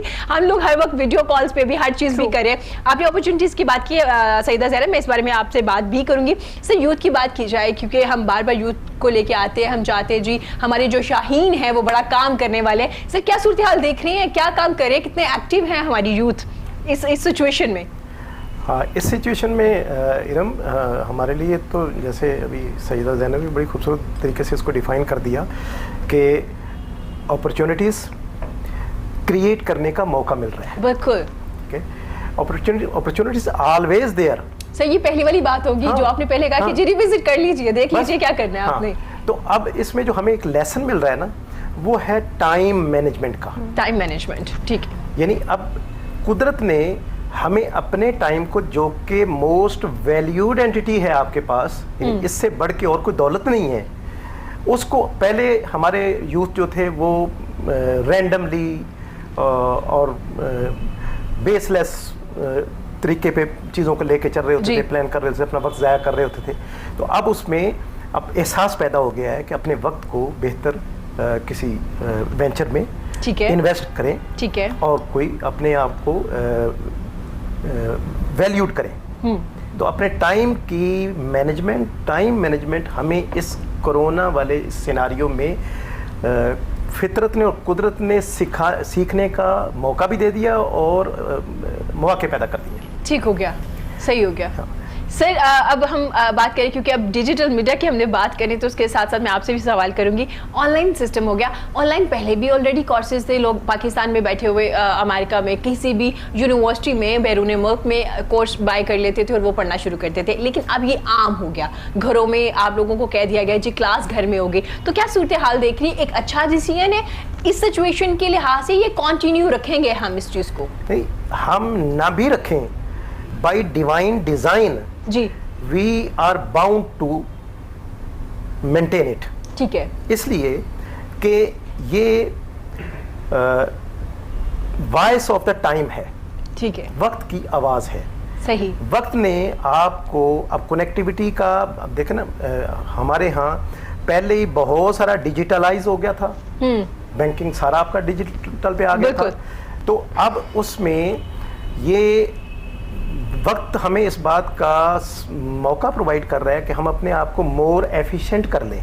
ठीक है, तो to enhance the efficiency more, it's a great opportunity जी कि हम घर में बैठे हुए अपने घर में even we can have an opportunity to be connected with the even globally. कि आप अपने, पहले ये था कि आप भाग दौड़, आप घर से निकले हैं सुबह और फिर ऑफिस पहुंचे हैं, फिर फलां जगह पे पहुंचे हैं, फिर यानी उस भाग दौड़ी में आपका बहुत सारा वक्त ज़ाया हो जाता था। तो अब आप अपने घर में बैठे हुए, आपके पास टाइम सेव हो गया, अब आप अपने उसको स्प्रेड कर सकते हैं, अपनी कनेक्टिविटी को। तो कनेक्टिविटी स्प्रेड होगी तो आपकी कॉम्पिटेंसी बिल्ड होगी, आपके लिए अपॉर्चुनिटीज जो है ना वो आ रही होंगी, तो आप उसको बेहतर तरीके से प्लान करके। अच्छा सर, ये जो एक गवर्नमेंट की तरफ से कहा गया कि पहले 8 बजे शॉप्स बंद कर देनी, ग्रोसरी वाली स्टोर्स जो ज़रूरी शॉप्स हैं जिसके बगैर हमारा गुजारा नहीं हो रहा, दूध वाली शॉप्स हो जाए, खाने पीने की अशिया की शॉप्स हो जाए, अब तो खैर प्लम्बर्स और इनकी भी ओपन हो चुकी है। सर इस्लाम में भी तो है ना, सारा दिन अब मॉर्निंग में उठे, अपना काम कीजिए, मगरिब के वक्त वापस आ जाइए। तो ये 5 बजे वाला कॉन्सेप्ट इतना खूबसूरत है ना कि आप जाइए, दिन में काम कीजिए और 5 बजे वापस आ जाइए। तो एक टाइम बड़ा अच्छा सेट हो गया है हमारा, हम वापस आ चुके हैं ना चाहते हुए भी। ये जो मैंने पहले ब्रेक से पहले आपको एक पॉइंट डिफाइन किया जी कि कुदरत चाह रही है कि हम पर्सन एज अ पर्सन जी अपना रीबिल्ड करें अपने आप को, ठीक है, और इसी तरह फिर फैमिली और फिर सोसाइटी। ठीक है, तो ये इस मौके पे हम अपने आप को बेहतर तरीके से बिल्डिंग की तरफ जा रहे हैं, सोसाइटी बिल्ड हो रही है। और फितरत जो है उस वक्त तक आइडियल, यहाँ पे एक और फिनोमिना जो है ना वो इमर्ज हुआ है कि फितरत जो है वो जब चीज़ें बैलेंस आउट होती हैं, तवाज़न से बिगाड़ की तरफ जाती हैं, क्योंकि कायनात का, फितरत का निज़ाम, आइडियल लाइफ का निज़ाम वो है मतवाजन जिंदगी। ठीक है। हमारी जिंदगी जो है वो अफरात और तफरीद का शिकार हो गई। हम मादियत की तरफ बढ़ गए तो बहुत बढ़ गए। ठीक है। उसमें फिर डैमेज क्या हुआ, हमारी स्पिरिचुअलिटी, तो बैलेंस आउट हो गया। जब बैलेंस आउट हुआ तो बैलेंस आउट पहले इंसानों का होता है तो फिर फितरत का होता है। फितरत का होता है। फिर ये जो जितनी आफात हैं, तबाहियाँ हैं, सैलाब है, बारिशों का एक्सेस में होना वगैरह वगैरह, ये उस वक्त होता है जब इंसानी मुआशरा जो है वो अफरात और तफरीद का शिकार हो गया। ठीक हो गया। तो उसका सबसे खूबसूरत जो सॉल्यूशन, ट्रीटमेंट और वे आउट वो हमारे दीन ने दिया है कि आप अपने आप को रोजाना की टाइम मैनेजमेंट में, सुबह जानवर परिंदे जाग गए हैं, हर कोई जाग गया है, मुर्गे की अजान जो है ना वो एक सिंबॉलिक बन गया कि यानी वो सुबह की उस वक्त शुरू हो जाता है जी। तो यानी इंसानों को पैगाम दिया जा रहा है और सुबह की अजान अगर सूरज तुलू होने से पहले हो रही है और आपने अपने आप को, आप जाग गए और आपने अपने आप को कनेक्टेड कर दिया विद द नेचर, तो अब जब आप स्पिरिचुअलाइज हो करके, ठीक है, आप एनर्जाइज हो करके, स्पिरिचुअली एनर्जाइज हो करके जब आप दुनिया के मामलात में आएंगे सूरज तुलू होने के बाद, ठीक है, तो आपकी इम्यूनिटी, आपकी अपनी पर्सनल कैपेसिटी, आपका शील्ड होना, आपका बेहतरीन परफॉर्म करना, ये ऑटो पे आपको हासिल हो गया। ठीक हो गया, सही हो गया। आपने टाइम मैनेजमेंट को बड़े खूबसूरत अंदाज में एक्सप्लेन किया, नेचर के साथ कनेक्ट करके कि टाइम मैनेजमेंट है क्या। सईदा ज़ैनब, आप माशाल्लाह से ये लॉकडाउन से पहले एक इवेंट ऑर्गेनाइज कर रही थी जो आप जिक्र भी करी थी गवर्नमेंट के लिए, मुझे थोड़ा बताएंगे ये इवेंट कैसा था, अब इवेंट मैनेजमेंट में कैसे आ गई? अच्छा, आप तो कुछ डिफरेंट कंपनीज के साथ काम कर रही थी, उसके बाद आपने ये डिसाइड कर लिया कि मुझे अब अपना काम करना है। देखें, अब हम सर की बात को ही आगे लेके जाते हुए कि जब आप डिस्कवर करते हो खुद को तो you actually get to know कि आपके अंदर कौन सी चीज़ जो है वो आपका पैशन भी है, आपकी स्किल भी है और आप उसके अंदर माइंड भी अपना इनपुट कर सकते हो। ठीक है। तो when I left my corporate sector experiences the all thing, then I realized कि नहीं भाई, there are a number of the opportunities and this is the actually main interest in myself which is hidden and I have to explore that, and that is my actually passion as well with my skill। तो मुझे उसको combine करना है और मुझे उसको किसी further society के लिए जो है ना उसको फर्दर अच्छे फ्रूटफुल आउटपुट में लेकर आना है। ठीक है। तो that was the reason event management की तरफ आने का। फिर आपने डिसाइड कर लिया। तो अभी उसी के ऊपर मेरा काम स्टार्ट में था। I just made my idea planning and I just drafted my sketch of the all of my own setup, but due to the quarantine and due to the lockdown period I have to wind up for the मजीद homework करने का time मिल गया ना। Definitely मजीद homework करने का time मिल गया। अभी मैं इस चीज़ पे यही बात करना चाहूँगी कि वो लोग जो अपनी नए बिजनेस वेंचर्स को खोलना चाह रहे हैं या स्टार्ट करना चाह रहे हैं, इस लॉकडाउन की वजह से वो घबराए नहीं या टेंशन में नहीं आए कि भाई ये तो चीज़ हमारा जो है वो बीच में एक बॉटलनेक आ गया है जी। This bottleneck can also be a very good point for you. तो यही चीज़ इस टाइम पीरियड में मैंने फर्दर अपनी टीम डेवलप की और अपने सोशल कनेक्ट्स ज़्यादा बढ़ाए।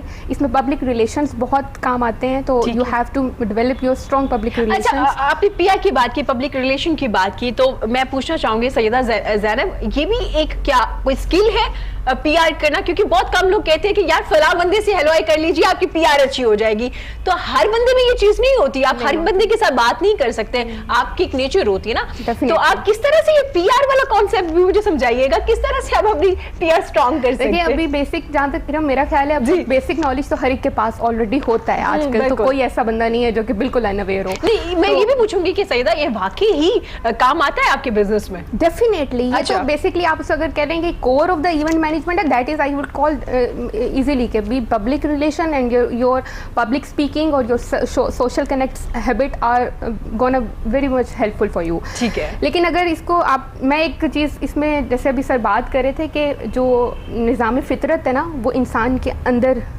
उसके अपनी हैबिट्स के साथ, उसके अपने टाइम मैनेजमेंट के साथ लिंक करता है। बिल्कुल। तो इस्लाम की कितनी अच्छी बात है कि make your Ikhlaq very very very very very good, यानी जितना आपका इखलाक अच्छा होगा ना, और बार बार जिक्र किया गया, बार बार कहा गया इखलाक पे बात की गई। और इसमें कोई मैटर नहीं करता, चाहे वो इंट्रोवर्ट पर्सनैलिटी का मालिक हो, चाहे वो एक्सट्रोवर्ट पर्सनैलिटी का मालिक हो, वो आपका, अगर आप आपके पास कोर नॉलेज है ऑफ इस्लाम एज वेल, तो आप उसको लिंक एंड कोऑर्डिनेट कर सकते हो, अपने डेवलप कर सकते हो, अपने ब्रॉटअप को अच्छा कर सकते हो। तो ये इस चीज़ ने मुझे हेल्प आउट किया काफ़ी कुछ। पहले से मैं एक्सट्रोवर्ट भी थी कुछ हद तक, तो और कुछ मेरी जो स्पेशलाइजेशन है basically I am the marketeer, तो मार्केटिंग फील्ड से रिलेटेड ये काम होता ही है ऑलरेडी। ठीक है, तो दैट ऑलरेडी ये चीज़ें थी, तो वो आपके लिए हेल्पफुल भी हो गई इस चीज़ में। आप मॉडल बाजार कोई डिज़ाइन करी थी गवर्नमेंट के लिए? आपने you must have heard that Punjab government की एक कंपनी है विच इज़ रनिंग है पंजाब मॉडल बाजार इन द डिफरेंट एरियाज़। हमारे ये गवर्नमेंट ने एक पिछली गवर्नमेंट ने बेसिकली तो मॉडल बाज़ार सेटअप डिफरेंट लाहौर के एरिया में अभी हुआ हुआ है सिर्फ। तो उनके उस बाज़ार में I was going to arrange a spring festival, so it was a cultural festival and मेरा बेसिक पर्पस वहाँ पे था कि वुमेन एंटरप्रेन्योर्स को प्रमोट करने का। ज़बरदस्त। तो जितनी वुमेन एंटरप्रेन्योर उसमें स्पेशली थी, हैंडीक्राफ्ट्स वाली थी, स्टिचिंग वाली थी, अपैरल्स को लेकर आ रही थी, पेंटिंग्स को लेकर आ रही थी, फर्दर इवन कुछ औरतें अपने घरों में बर्तन बनाती हैं खुद, वो भी आ रही थी। फिर एक मेरे पास खातून आई, she was fully covered and मतलब उनके पास ऐसा भी नहीं है कि अगर हम ये सोचें कि अगर कोई चीज़ बैकवर्ड, कोई किसी के पास नॉलेज नहीं है या उसकी ड्रेसिंग ऐसी नहीं है या उसकी पर्सनैलिटी ऐसी नहीं, but if she has the mind then she can go to the upper up and up side.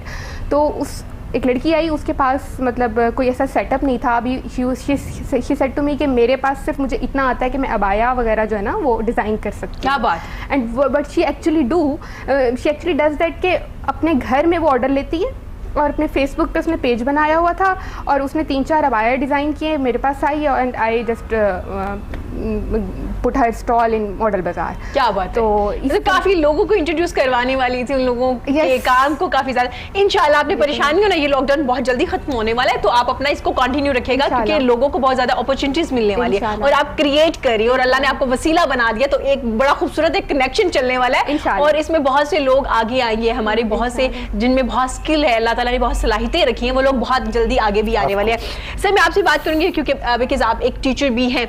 Sir हमारी टीचर्स की जिम्मेदारियों पे बड़ी बात की जाती है आज के दौर में कि हमारे टीचर ऐसे नहीं रहे, हमारे स्टूडेंट्स ऐसे नहीं रहे। सर क्या कहेंगे हमारे एजुकेशन सिस्टम में कोई एक ऐसी चीज़ है जिसको आप चेंज करके ये सिस्टम थोड़ा चेंज कर सकते हैं? सिस्टम चेंज करना है लेकिन कोई एक आध चीज़ जो मेन है, आपको लगता है कि ज़्यादा चीज़ें चेंज नहीं हम कर सकते, चले हम मिल मिला के इनफरादी तौर पर या इकट्ठे होकर ये चीज़ चेंज करेंगे तो काफ़ी चीज़ें चेंज हो जाएंगी? जी बिल्कुल। यहाँ पे हमें इरम इस बात को अंडरस्टैंड करने की ज़रूरत है कि एजुकेशन का मॉडल जो हम लेके चल रहे हैं जी, ये आउट, ठीक है, ये इस वक्त के तकाज़ों को मीट करने की अहलियत नहीं रखता। तो सबसे पहले तो हमारे जो टीचर साहबान हैं, हाँ जी, उनकी रिस्पॉन्सिबिलिटी और बढ़ जाती है कि वो हमारी यूथ को, हमारी यंगस्टर को किस डायरेक्शन के ऊपर लीड कर रहे हैं। ठीक है, तो वो ज़्यादा बेहतर समझते हैं जो न्यू ट्रेंड्स हैं एजुकेशन के। ठीक है, और वो जैसे अभी पहले गुफ्तगू हुई कि ऑनलाइन एजुकेशन, अब तो आप किसी भी यूनिवर्सिटी दुनिया की घर बैठे जो है ना उसकी डिग्री ले सकते हैं। तो यानी एजुकेशन की हाई कैलिबर को और उसके क्लाइमेक्स को अचीव करना अब आपके लिए घर बैठे कोई इशू नहीं है।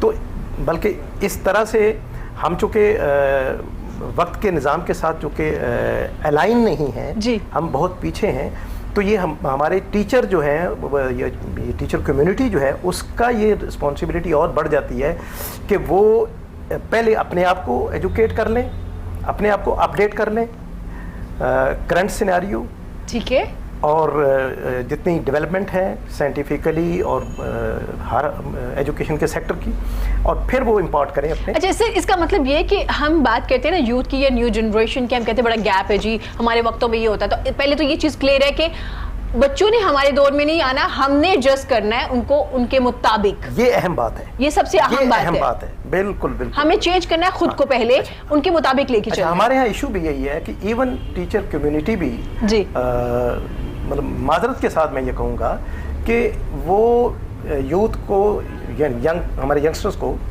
वो अपने जो आइडियाज़ हैं उनके ऊपर फोर्सली चाहते हैं कि वो उसको फॉलो करें। ठीक है, यही एक कन्फ्लिक्ट आ रहा है।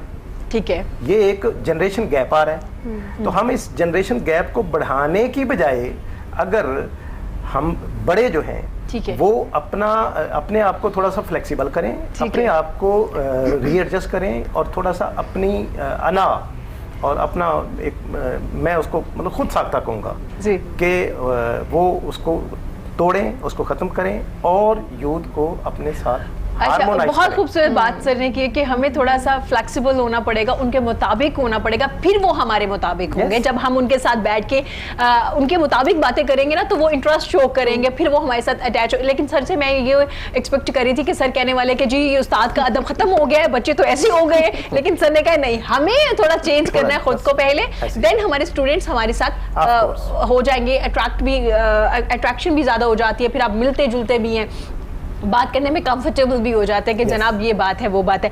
सर यहाँ पे आपने एक टीचर की जिम्मेदारी को शो किया है कि ये चीज़ है हमें करनी पड़ेगी। इदारों की भी तो बहुत जिम्मेदारियां हैं, क्योंकि हमारे इदारों की तरफ से प्राइवेट सेक्टर की मैं बात कर रही हूँ, वहाँ पे प्रेशराइज होते हैं ना हमारे टीचर्स, तो वहाँ पे भी तो कुछ चीज़ें हैं ना जिनको चेंज करने पड़ेगी हमें। ऑफ कोर्स ये हमारे यहाँ, इसको मैं एक ट्रेजेडी कहूँगा जी, कि हमारे इदारे और इदारों से मुराद हमारी गवर्नमेंट्स जी, वो पैटर्नेज जो उनका किरदार है उसको अदा करने में नाकाम है जी।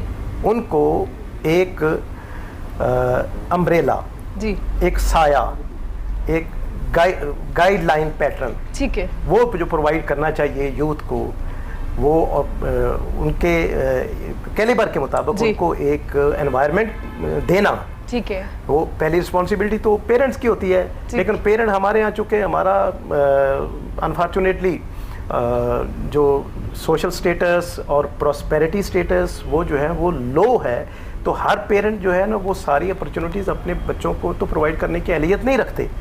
तो यहाँ पे रोल फिर बनता है इदारों का, ठीक है, कि इदारे जो हैं वो वक्त के मुताबिक और टाइम लाइन के डिमांड के मुताबिक वो फैसिलिटेट करें जी, चीज़ों को। वो लेट्स से अभी जैसे स्कूल्स के अंदर अब कंप्यूटर तो मौजूद होते हैं, अब वहाँ पे इस तरह के ऐप्स जो हैं, अगर वो बच्चों को, छोटे बच्चों को, ये कार्टून है, हमारे यहाँ कार्टून देखना बच्चों का उसको बुरा माना जाता है कि ये वक्त ज़ाया कर रहे हैं, ठीक है, हालांकि वो तो एक क्रिएटिविटी का ऐसा बेहतरीन उनको मिल रहा है अपॉर्चुनिटी और एपिसोड मुयसर आ रहा है कि उसमें वो अपने आप को बिल्ड कर रहे हैं, ठीक है। तो उसको बजाय उसके एनकरेजमेंट करने के हमारा जो ओवरऑल एनवायरनमेंट है वो डिस्करेजिंग है, पेरेंट की तरफ से भी और इदारों की तरफ से। ठीक हो गया। ये कुछ चीजें हैं जिसमें हम पेरेंट्स, इदारे, टीचर्स इदारों में आ जाएंगे, और फिर बच्चे, ये तीन एक एंगल बन रहा है जनाब, इन तीनों को साथ लेके चलना पड़ेगा। ट्रायंगल बन रहा है तो इनको साथ लेके चलना पड़ेगा, फिर कोई ना कोई एक सोल्यूशन निकलेगा हमारे लिए। ऐसा नहीं हो सकता कि सिर्फ अगर टीचर अपनी सारी जिम्मेदारियां पूरी कर रहे हैं तो चीजें चेंज होगी, ऐसे भी नहीं होगा। अगर सिर्फ पेरेंट्स जिम्मेदारियां पूरी कर रहे हैं फिर भी नहीं होगा, अगर सिर्फ बच्चे एफर्ट करें तो भी नहीं होगा, इन तीनों को मिलके करना पड़ेगा। यहाँ पे अगर मुझे थोड़ा सा वक्त देंगे ना, तो मैं इसकी जो काज है हमारे यहाँ जो ये गैप आ गया, अच्छा, from children to world parent और इवन टू वर्ल्ड टीचर्स, ठीक है, उसकी बुनियादी वजह ये है कि हमारे यहाँ जो नेचुरल रिदम है तरबियत का वो डैमेज हुआ है। नेचुरल रिदम क्या है? प्री बर्थ फैक्टर, ठीक है, birth factor, then post birth factor, ठीक है।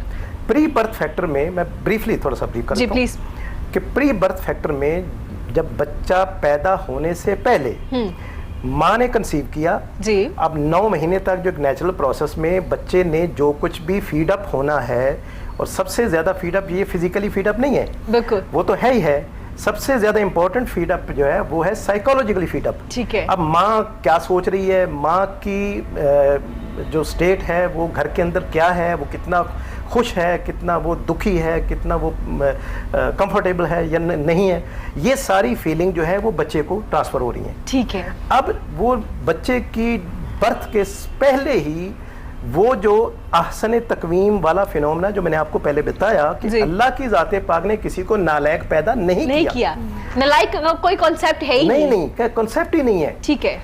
अब कहाँ से ये नालायकी का अमल कहाँ से शुरू हुआ कि अब वो डैमेज होना शुरू हुआ प्री बर्थ फैक्टर में माँ के स्टेट और साइको स्टेट की वजह से, जो वो सोच रही है असर हो रहा है, जो वो हंस रही है तो भी हो रहा है, अगर वो रो रही है तो भी, जो चीजें वो कर रही है। ठीक है, तो ये नहीं, मोस्टली तो वो इफेक्ट हो चुका जी। अब जब वो बर्थ ले ली उसने, तो बर्थ लेने पे बर्थ फैक्टर जो है वो एक्टिवेट हुआ, और वो दो चीजों के साथ जुड़ा हुआ है। ठीक है, पहला है कि आपकी डेट ऑफ बर्थ, अब ये आपका डिवाइन कोड है, आपके रब ने ये प्लान किया है कि आपको कब, किस सदी, किस साल, किस महीने, किस टाइमलाइन के, किस उसमें आपने दुनिया में आंख खोलनी है। तो आप पैदा हुए तो अपने रब के प्लान से पैदा हुए, ठीक है, टाइमलाइन के मदद जी। अब दूसरा इसके साथ प्रिंसिपल ऑफ बैलेंस पे, अब एक एंटिटी आप अपने रब से लेके आए, बिल्कुल, वो आपकी डेट ऑफ बर्थ है, जिसमें आपका कोई रोल नहीं है, आपके रब ने डिसाइड कर दिया। एक्चुअली वो जो डिसीजन है उसके अंदर आपका पोटेंशियल जो है वो है, ठीक है, छुपा हुआ है, तो उस लॉक्ड है पोटेंशियल सारा जो आपका है, आपके रब ने आपको भेजा लेकिन लॉक्ड कर दिया। ठीक है, अब उस लॉक की जो है वो आपका नाम है, नाम पेरेंट ने देना है। ठीक है, हमारे यहाँ आज तक इस बात पे गौर नहीं किया गया कि सबसे पहला शऊर इंसान को कुरान हमें ये सिखा रहा है, अल्लामा आदमल अस्मा कुल्लाहा, अल्लाह ने आदम को इस्मा का शऊर, नामों का शऊर पूरे का पूरा अता कर दिया। ठीक है, अब ये कुल्लाहा का एक कलमे के अंदर दरअसल जितनी मटेरियल साइंसेज हैं इस वक्त जी, वो सारी इस कुल्लाहा के अंदर छुपी हुई हैं। ठीक हो गया, यानी इंसान को कैपेसिटी दे दी कि इंसान जितना मर्जी रिसर्च करके दुनिया के मादी निज़ाम को एक्सप्लोर करता चला जाए। ठीक है, अब उसमें उसने ये सारी कैपेबिलिटीज कैसे करनी है कि अब वो नाम जो उसको अप्रोप्रिएट, जो कि उसको बैलेंस दे। ठीक है, ये प्रिंसिपल ऑफ डुअलिटी है। तराजू के दो पलड़े हैं, एक में आपका टैलेंट है, उस टैलेंट ने एक्टिवेट तब होना है जब उसको सेम बैलेंस मिलेगा नाम की तरफ से। ठीक हो गया, आपने नाम बच्चे को वो दे दिया जो एक्चुअल जिसका वो हकदार है। ठीक है, तो अब वो शुरू से द डे फर्स्ट बेहतरीन परफॉर्म करना शुरू कर देगा। ठीक है, यही वो अलमिया है कि हम देखते हैं क्लास में 20, 25, 30 बच्चे जब पढ़ रहे हैं तो उसमें चंद एक जो है वो आउटस्टैंडिंग है, ठीक है, एक्स्ट्राऑर्डिनरी है जी, और फिर कुछ जो है ना वो एवरेज है, और इवन कुछ फिर बिलो एवरेज है, देन कुछ डल। ठीक है, अब वो जो डल है, रब ने नहीं उनको डल पैदा किया, वो हमारे उस प्री बर्थ फैक्टर में डैमेज होने की वजह से डल हो गए। ठीक हो गया, फिर दूसरा अहम जो नाम उसको जो मिलना चाहिए था वो नहीं नाम मिला। इसका मतलब है कि हम 7 साल की उम्र में या 3 साल की उम्र में नहीं सीखते, हम वही सीखते हैं, नो, पेट से सीखना शुरू कर देते हैं। हमारी पर्सनालिटी ग्रूम होना शुरू हो जाती है, हमारा दिमाग कैसा होगा, हम साइकी कैसे। अच्छा सर, आपने नाम का जिक्र किया, इसका मतलब जो आपके नाम होते हैं जो हम हमारे पेरेंट्स हमें देते हैं, नानी दादा बड़े प्यार से देते हैं कि मुझे नाम पसंद है, वो बड़ा असरअंदाज रखते हैं आपकी पर्सनालिटी पे? आपकी पर्सनैलिटी आपका पूरा लाइफ का पोर्टफोलियो है, नाम आपका आपकी पूरी लाइफ का पोर्टफोलियो है। क्या बात है।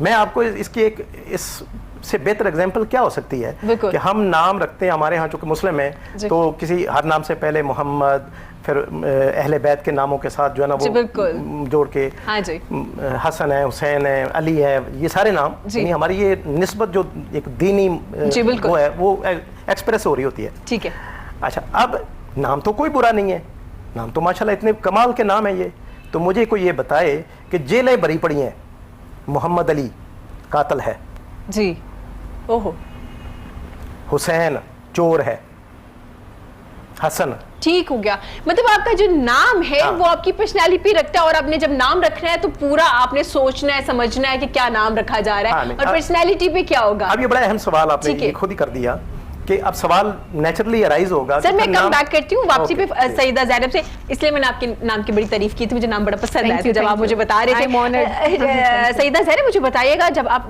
मैनेजमेंट आपने सिलेक्ट कर लिया, आपको लगा कि हाँ मुझे ये वाला काम करना है, मेरी पर्सनैलिटी है, मेरा एटीट्यूड है, मुझे इसकी तरफ आना है, प्रेशर आपने सोचा क्या क्या होंगे, चैलेंजेस क्या क्या होंगे, इवेंट मैनेज करना कुछ भी हो सकता है ना एंड टाइम पे, कुछ भी ऐसी चीज नहीं कि एक बना के रख दी और इसमें कोई चेंज नहीं होगा, इवेंट में तो कुछ भी हो सकता है। One of the example is this, हाँ जी, कि सडनली चेंज आया और आपकी सब चीजें जो है वो रुक गई।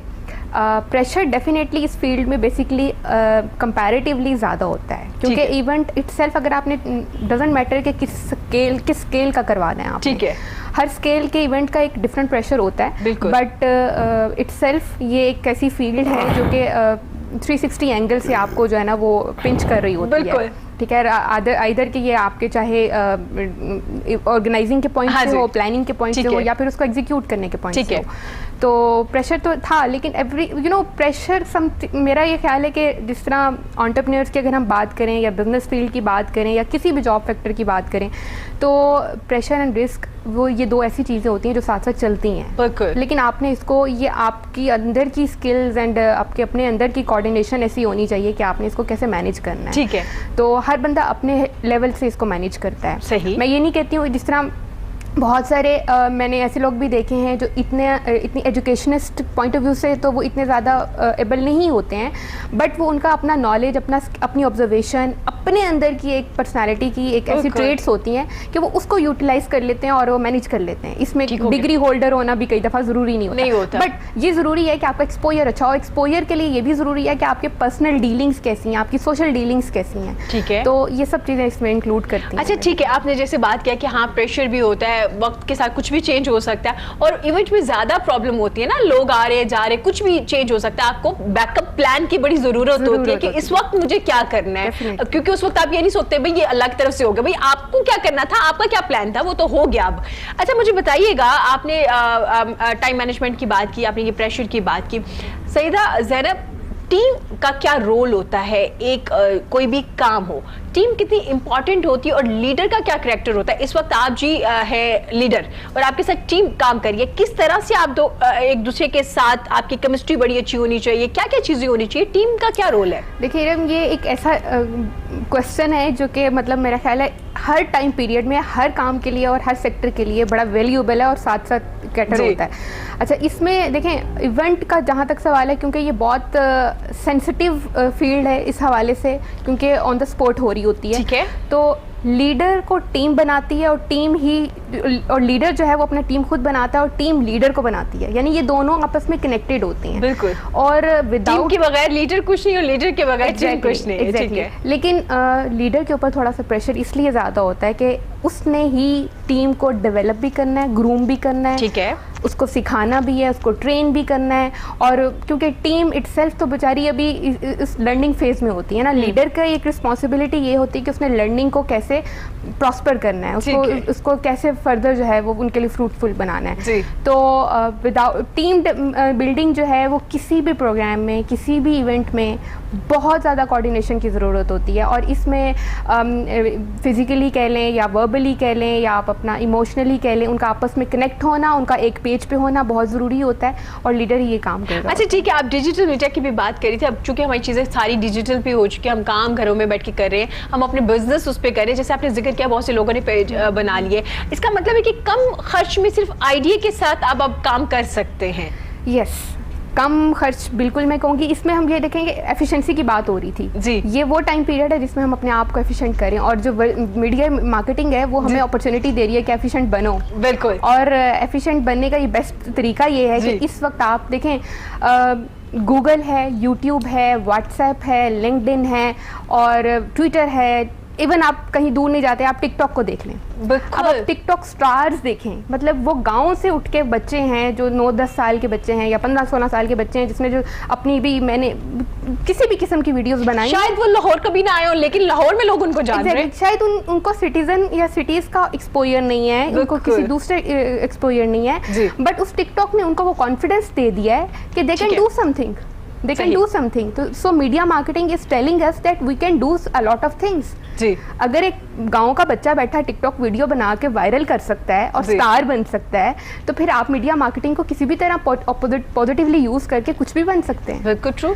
तो इस वक्त जो आप मीडिया मार्केटिंग में सबसे ज़्यादा हाईएस्ट पे जो आपको बहुत ज़्यादा हेल्प कर सकती है वो फेसबुक है। फेसबुक का इस वक्त बहुत ज़्यादा यूज़र है, जितने मीडिया मार्केटिंग के प्लेटफॉर्म है उसमें से सबसे हाईएस्ट रैंक पे फेसबुक है। बिल्कुल।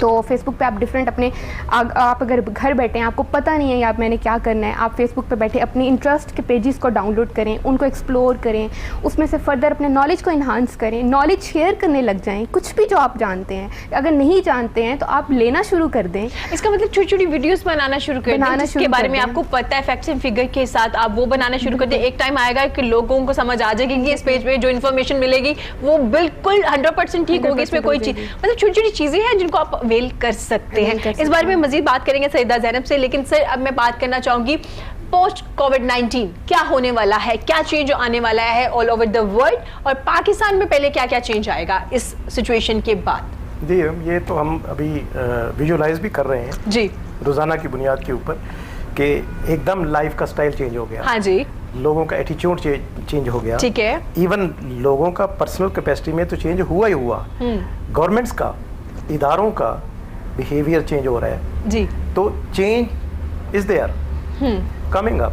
हम उसके साथ, अच्छा, इसमें ये सबसे बड़ी अहम बात जो हमारे सामने आई कि इसमें जो फितरत है उसको इससे गर्ज नहीं कि आप उसमें एडजस्ट कर रहे हैं या नहीं कर रहे। ठीक है, यू हैव टू हैव, आपको होना है।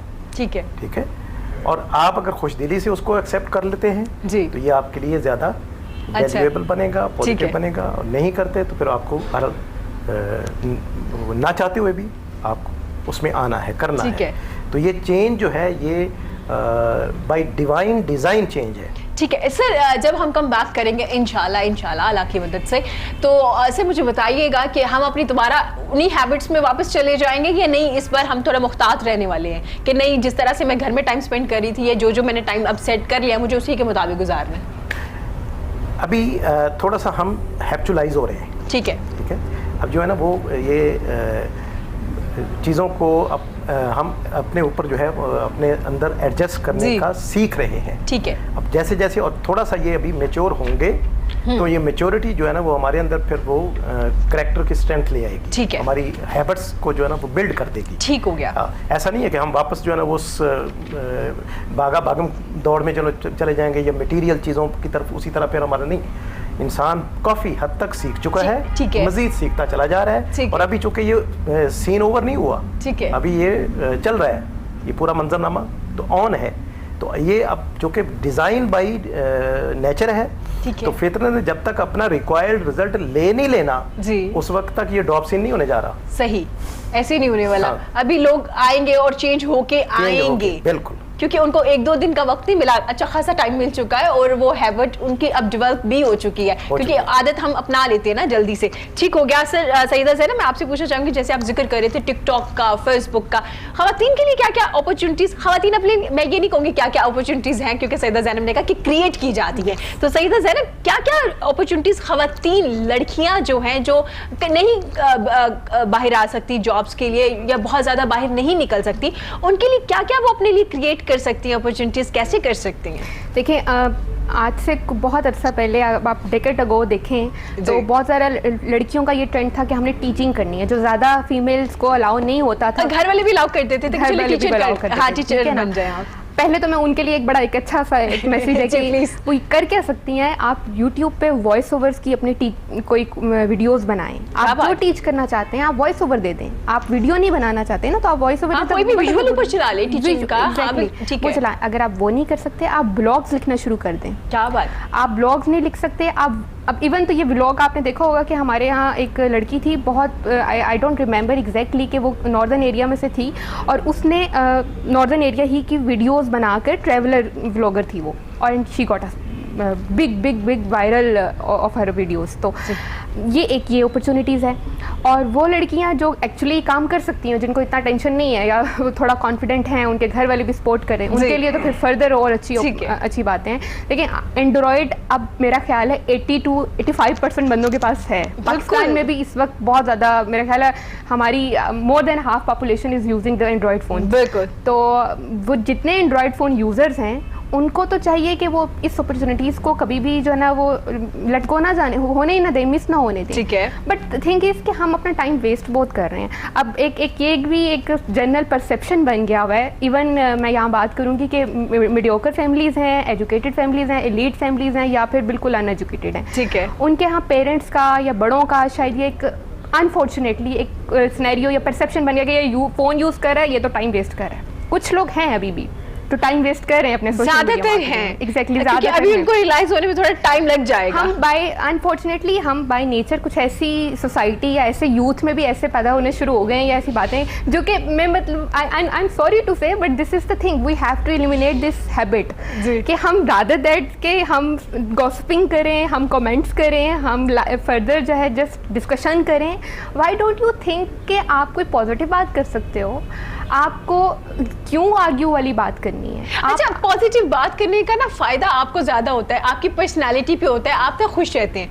नेगेटिव बात तो आप कर देते, फिर आप खुद ही सोच रहे होते हैं उसके बारे में। नहीं, आप आर्ग्यूमेंट से बचें। ठीक है, 100% ये जो चीज़ होनी चाहिए। खैर, हम वो बात कर रहे थे कि अगर हम फीमेल्स के लिए क्या अपॉर्चुनिटीज़ हो सकती हैं, तो मैं उन तमाम फीमेल को, उन तमाम लड़कियों को यही सजेस्ट करूँगी जो छोटे अपने पास कोई भी आर्ट रखती हैं, वो अपने आर्ट को जरूर एग्जिबिट करें। ठीक है, कढ़ाई है, सिलाई है, कुछ भी है, कैलीग्राफी करती हैं लड़कियां, बहुत कुछ करती हैं, मेकअप आर्टिस्ट होती हैं घर बैठे जो बहुत कुछ कर सकती हैं, और ज्वेलरी बनाती हैं, बहुत चीज़ें ऐसी, we need them actually. And मेरा ख्याल है जब जैसे सर बात कर रहे थे कि हम एक चेंज की तरफ जा रहे हैं, इवेंचुअली जब ये कोरोना वाला सीन इंशाल्लाह ख़त्म हो जाएगा तो हमें बहुत सारी चीज़ें नई नज़र आएंगी जो पहले नहीं हुई हैं, तो वो नया एक्चुअली नई चीज़ें अकर हो जाएंगी, खुद ही से डिस्कवर होंगी। तो वो यही लोग होंगे, इसी तरह की चीज़ें होंगी। ये जो टाइम पीरियड है ना, यही चीज़ें हमें, इसका मतलब है सैयदा ज़ैनब अपॉर्चुनिटीज क्रिएट भी हो रही हैं। अब आपने अवेल करना है, और आसानी ये है कि सिर्फ एक पेज बना लीजिए अपना और अपना काम उस पर शो करना शुरू कर दीजिए। अगर आप अपना फेस नहीं लाना चाहते, आपने बड़ी खूबसूरत बात की कि आप वॉइस ओवर कर लीजिए, कोई मसला नहीं, आपके पेरेंट्स को भी मसला नहीं होगा। हर फैमिली के एक अपने रूल्स होते हैं ना, तो कोई मसला नहीं, आप उनको फॉलो कीजिए। हम ये नहीं कह रहे कि उनको ब्रेक करके आप यहाँ पे आ जाइए, उनको फॉलो करते हुए उनके मुताबिक भी आप काम कर सकते हैं। क्या बात है, ठीक हो गया। तो आपके साथ जो टीम काम करी है, जो अभी स्टार्ट में आपने होमवर्क किया है, जो अभी आपके साथ मुंसलिक है, किस तरह के लोग हैं आपके साथ? क्या सारी खवातीन हैं? नहीं इरम, इसमें बड़ी इंटरेस्टिंग बात यह है कि आई एम वेरी लकी और I was very excited to know about this thing कि यार इतने लोग वॉलंटरीली काम करना चाहते हैं। मेरे पास यंगस्टर्स आए जिन्होंने कहा कि जी हम मैम आपके साथ वैसे ही अभी एक्सपीरियंस के लिए काम करेंगे, हम ये करने का शौक रखते हैं, तो मैं आपको ये सपोर्ट कर दूंगा। किसी ने मुझे कहा कि जी मैं आपकी डिज़ाइनिंग में हेल्प कर दूंगा, किसी लड़की ने मुझे कहा कि जी मुझे ये चीज़ आती है, मैं ये चीज़ प्रोवाइड कर दूंगी, मुझे बस प्रमोशन चाहिए, मुझे कॉन्फिडेंस चाहिए, मुझे आप हेल्प आउट करें। And I was very happy with that. क्या बात है। तो फिर उससे खुद भी कि आप कहीं इंटर्नशिप करें, रुले, तो ये आसानी है, आप काम कीजिए। पैसेज ऑफ टाइम देखें आप, देखो हर किसी चीज़ को शुरू करते हुए ना, शुरू में आपको थोड़ा सा वो सेक्रीफाइस करना पड़ता है या कॉम्प्रोमाइज़ करनी पड़ती है चीज़ें। आप इस पर हेजिटेट करना ही नहीं चाहिए। कुछ लोग स्टार्ट में ही चाहते हैं कि हमारा जैकपॉट लग जाए, बिल्कुल वो नहीं होना चाहिए। और हमेशा जो कुछ करना चाहते हैं या एंटरप्रेन्योर्स बनना चाहते हैं या बिजनेस वेंचर खोलना चाहते हैं, उनका जो यूथ में है, जो मतलब जो टीनेजर्स हैं, उनको मैं यही कहूँगी कि वो इस चीज़ पे फोकस करें। कभी भी एकदम शॉर्टकट के ज़रिए जो है ना वो लंबी छलांग लगाने की कोशिश नहीं करें। इवन के सोशल मीडिया पे भी हम देखते हैं कि फला बंदा फेमस हो गया तो भाई मैं भी शुरू हो जाता हूँ, मैं भी हो जाऊँगा। भाई क्यों फेमस होना है आपने? आप अपने काम को फेमस कीजिए, उसकी वजह से शोहरत हासिल कीजिए। उसके पीछे कॉज होना चाहिए ना। अगर आपके पास कॉज है तो देयर इज इवन कि मैं टिकटॉक के खिलाफ नहीं हूँ। मैं हरगिज़ जब भी बात करती हूँ तो लोगों को लगता है शायद मैं टिकटॉकर के खिलाफ हूँ। मैं उनको भी कहती हूँ कि इस वक्त आपके पास इतना अच्छा वक्त है दूसरों को अवेयरनेस देने का। अगर आपके फॉलोअर्स बहुत ज़्यादा है तो ये कोरोना वायरस से रिलेटेड जो वीडियोज़ बनाइए, जैसे सईदा ज़ैनब ने जिक्र किया, कोई काम अगर है तो आप उसकी वीडियोज़ बनाए ताकि लोगों को आपसे फ़ायदा होना शुरू हो जाए, बजाय कि आप टाइम वेस्ट करें। आई नो अ गर्ल के जो उसने यही काम किया कि वो कह रही थी कि मैं अपनी कुकिंग वीडियोज़ बनाना चाहती हूँ, बट मैं वही अपना आप शो नहीं करना चाह रही हूँ, तो वो अपनी कुकिंग टिप्स जो है वो वॉइस ओवर पे दे। जबरदस्त, वेरी नाइस सर। जैसे सईदा ज़ैनब इतना खूबसूरत अंदाज में हमें बता रही कि किस तरह से क्या क्या अपॉर्चुनिटीज़ हैं, किस तरह से आप आगे आ सकते हैं खवातीन में। सर हमारे में थोड़ा सा मसला ये है, मैं अपने यूथ को टारगेट नहीं करी, मैं ओवरऑल बात कर रही हूँ कि हम सोचते बहुत ज़्यादा है। कोई काम करने से पहले इतना सोच लेते हैं कि सोच के सब कुछ पका पकू के फिर जी चुप होकर बैठ जाते हैं। हम कहते हैं जी ये भी होना चाहिए, ये भी होना चाहिए, लेकिन एंड पे हम कहते हैं कि ऐसा पॉसिबल नहीं है, ऐसा होगा नहीं। तो क्या हमें, आपको नहीं लगता कि बस ठीक है प्लान होना चाहिए और फिर प्रैक्टिकल की तरफ हमें आना चाहिए? हाँ, ब्यूटीफुली आपने इस चीज़ को बता दिया। बेसिकली ऑप्टिमम परफॉर्मेंस, ठीक है, हमारी यूथ जो है वो अनअवेयर है अपनी परफॉर्मेंस को ऑप्टिमल लेवल पे एग्जीक्यूट करने की। तो आप यानी एक तो ये है कि आपका पर्सनल ट्रेड्स, आपके अपना कैलिबर, ठीक है, आपका जो भी आपके पास स्किल्स और आर्ट्स हैं, ठीक है, आप उसको एग्जीक्यूट और परफॉर्म करने का, और चूंकि मीडियम मौजूद हैं, चैनल्स मौजूद हैं, आपको अपॉर्चुनिटीज़ अवेलेबल हैं, just you have to explore yourself कि मेरे अंदर क्या है, ठीक है, तो आपने उसको फिर ऑप्टिमम लेवल पे जाके जस्ट पोर्ट्रे करना है, जस्ट डिस्प्ले करना है, और आपको जो है ना वो फॉलोइंग भी मिल जाएगी, आपको एक्सेप्टेंस भी मिल जाएगी, आपको उसका इवन मटेरियल बेनिफिट्स भी आने शुरू हो जाएंगे, ठीक है, प्रोवाइडेड कि आप अपने अंदर से निकालें तो सही ना, ठीक है, आप उसको जो है ना वो छुपा के बैठे हैं, और फिर सबसे बड़ा हेजिटेशन है, खौफ है, डर है, फियर है, रिजेक्शन हो जाएंगे, खत्म हो जाएगी चीजें, ज्यादा से ज्यादा क्या होगा कि नहीं चलेगा, दोबारा से स्टार्ट कर लीजिएगा। लेकिन ये जो सोशल मीडियाज के जितने मीडियम्स हैं, इन्होंने बहरहाल एक कॉन्फिडेंस बिल्डिंग की है हमारी यूथ में, नो डाउट। यानी अभी हम फेसबुक में पढ़ते हैं बड़े बड़े अच्छे कमेंट्स, अगर वो देखा जाए इवन वल्गर भी चीज़ें चल रही होती हैं, लेकिन हम चूँकि अभी उस लेवल पे मैच्योर नहीं हो पाए कि टाइम लगेगा थोड़ा टाइम, लेकिन अभी भी उस पर कुछ साइन सिम्टम आने शुरू हो गए कि बड़ी बड़ी अच्छी बातें जो है शेयर हो रही होती हैं, और वो इंटेलेक्चुअल कैपेसिटी की हो रही होती हैं। बिल्कुल, हाँ, जब वो जैसे ग्रुप्स बन गए ना, उसमें अच्छी चीज़ें शेयर हो जाती हैं। ग्रुप्स में मैं एक चीज़ भी कहना चाहूँगी ना, ग्रुप में अगर आप किसी को ऐड करें, सबसे पहले ना उनसे परमिशन ले लीजिए कि आए मैं आपको ग्रुप में ऐड कर सकता हूँ, यानी बिला वजह ना कीजिए, ये एथिक्स के खिलाफ होता है, ये ऐसा ना कीजिए। दूसरा, फजूल में ज़रूरत से ये जो चीज़ें होती ना एक्स्ट्रा नेट से उठा के आप फॉरवर्ड करना शुरू कर दे। अगर आपने किसी मकसद के लिए ग्रुप बनाया तो उसमें उससे रिलेटेड चीज़ें शेयर कीजिए। कुछ लोग माइंड कर जाते हैं ग्रुप में, जब लोग ग्रुप लेफ्ट करते हैं, आप एग्री करेंगे मेरी इस बात से, तो आप खास ख्याल रखिए, पहले तो आप उनसे परमिशन लीजिए कि मैं आपको ऐड कर सकता हूँ या कर सकती हूँ या नहीं। उसके बाद जिस मकसद के लिए आपने वो ग्रुप बनाया ना, कोशिश कीजिए उससे रिलेटेड ही चीज़ें उसमें हो। सर, ये बहुत मसला है ग्रुप का भी, इसलिए कि आमतौर पे हमारे यहाँ एक ट्रेंड तो चल गया ना कि वो एक ग्रुप बना लिया किसी भी, अब वो ग्रुप को एडमिन करना, उसको एडमिनिस्ट्रेट करना, उसको फिर इवन एजुकेट करना, ये काम है ग्रुप एडमिनिस्ट्रेटर का। बिल्कुल। अब वो ग्रुप एडमिनिस्ट्रेटर अगर खुद ही इलिटरेट है, खुद ही वो पंक्चुअल भी नहीं है, खुद वो इतना सिविलाइज भी नहीं है, तो वो तो फिर चीज़ों को बिगाड़ की तरफ लेके जाएगा ना। तो इसी वजह से फिर लोग फिर उसको क्विट करते हैं और निकल जाते हैं कि वो जब उनके मजाज के मुताबिक चीज़ें नहीं हो रही होती तो फिर वो कहते हैं कि सर मजाज की बात की, क्या हर चीज़ आपके मजाज के मुताबिक भी तो नहीं हो सकती? नहीं हमें थोड़ा कंप्रोमाइज कर लेना चाहिए चीज़ों में। Compromise, but there is some certain limits. जी, जब आप लिमिट्स के अंदर रहते हैं जी, तो लिमिट्स वो एक्सेप्टेबल है। ठीक है। जब आप लिमिट से बियॉन्ड होते हैं तो फिर इश्यूज आते हैं। ठीक हो गया। हाँ, आप हदूद क्रॉस ना करें, उसमें फिर बाज़ औक़ात हदूद जो है ना इवन एथिकली भी क्रॉस हो जाती है। ठीक है। तो वो डेफिनेटली डैमेज करती हैं ना। ठीक है। तो डैमेज तो नहीं करना मकसूद है। जी, ठीक हो गया। हाँ, जब कोई प्रोटेस्ट कर रहे हैं तो एक्चुअल डैमेज हुआ है तो प्रोटेस्ट कर रहे हैं। ठीक है। तो हमारे यहाँ चूँकि फेसबुक और ये सारे जो जितने मीडियाज़ हैं सोशल, उनके ऊपर जो है वो ज़्यादा अगर हम उसको करें ना एक कंपैरिजन और उसको एक एस्टिमेशन में लेके तो ज़्यादातर जो है वो नॉन एथिक मटेरियल जो है वो चल रहा होता है। अच्छा सर, थोड़ी इसमें एक इंटरप्शन मैं यहाँ पे बताना चाहूँगी बस। अभी सोशल एथिक्स के ऊपर, जहाँ सोशल मीडिया पे एथिक्स की बात हो रही है, इसके ऊपर रूल्स एंड रेगुलेशंस बनना शुरू हो गए। ज़रूरी भी था ये। इसके बगैर देखें, हर चीज़ की एक ना लिमिट और बाउंड्री होनी चाहिए। जो आपके सर्टन रूल्स होंगे वो पता होंगे यूज़र्स को, तो वो उसके ऊपर मेनटेन रहेगी चीज़। फेसबुक ब्लॉक कर देती है ऐसे यूज़र्स को जो कि रैंडमली गलत या फॉरवर्ड या हैकिंग वाली चीज़ें जो है वो पोस्ट हो रही होती हैं। ठीक है, सही था ज़ैनब। इस पर यह भी ज़रूरी है कि अगर रूल्स बन गए ना तो उसकी अवेयरनेस भी दे दी जाए लोगों को, क्योंकि अगर आपको या सिर्फ मुझे पता है तो भी फायदा नहीं होने वाला कि तमाम लोगों को इसके रूल्स पता होने चाहिए। सोशल मीडिया कंपनीज इस पे काम कर रही हैं, तो बहुत सारी चीज़ें इस पे, because I have been studied over this, तो इस पे ऑलरेडी काम हो रहा है कि YouTube, GDN, Twitter, LinkedIn and Facebook, they are working on this, making their rules and regulations. ठीक हो क्या? सही था ज़ैनब, मैं आपसे मैसेज भी लूँगी, लेकिन उससे पहले मैं बात करना चाहूँगी, हर काम में चैलेंजेस होते हैं, तो डिजिटल जो हमारी मीडिया है उस पर भी कोई चैलेंजेस आने वाले हैं, कोई मुश्किलात होने वाली हैं या नहीं होंगी? चीज़ें आसान ही रहेंगी? पाकिस्तान के लिए हैं। पाकिस्तान के लिए हैं। ठीक है। Keeping in view our economical factors, our further different factors, तो क्योंकि अभी हमारे से बहुत जो यूरोप है या अमेरिका है या जो इटसेल्फ फेसबुक, अमेजन वाली कंपनीज के जो डेवलपर्स हैं, वो लोग हमसे काफ़ी आगे हैं। ठीक है। They know the pros and cons and they know the right use of that.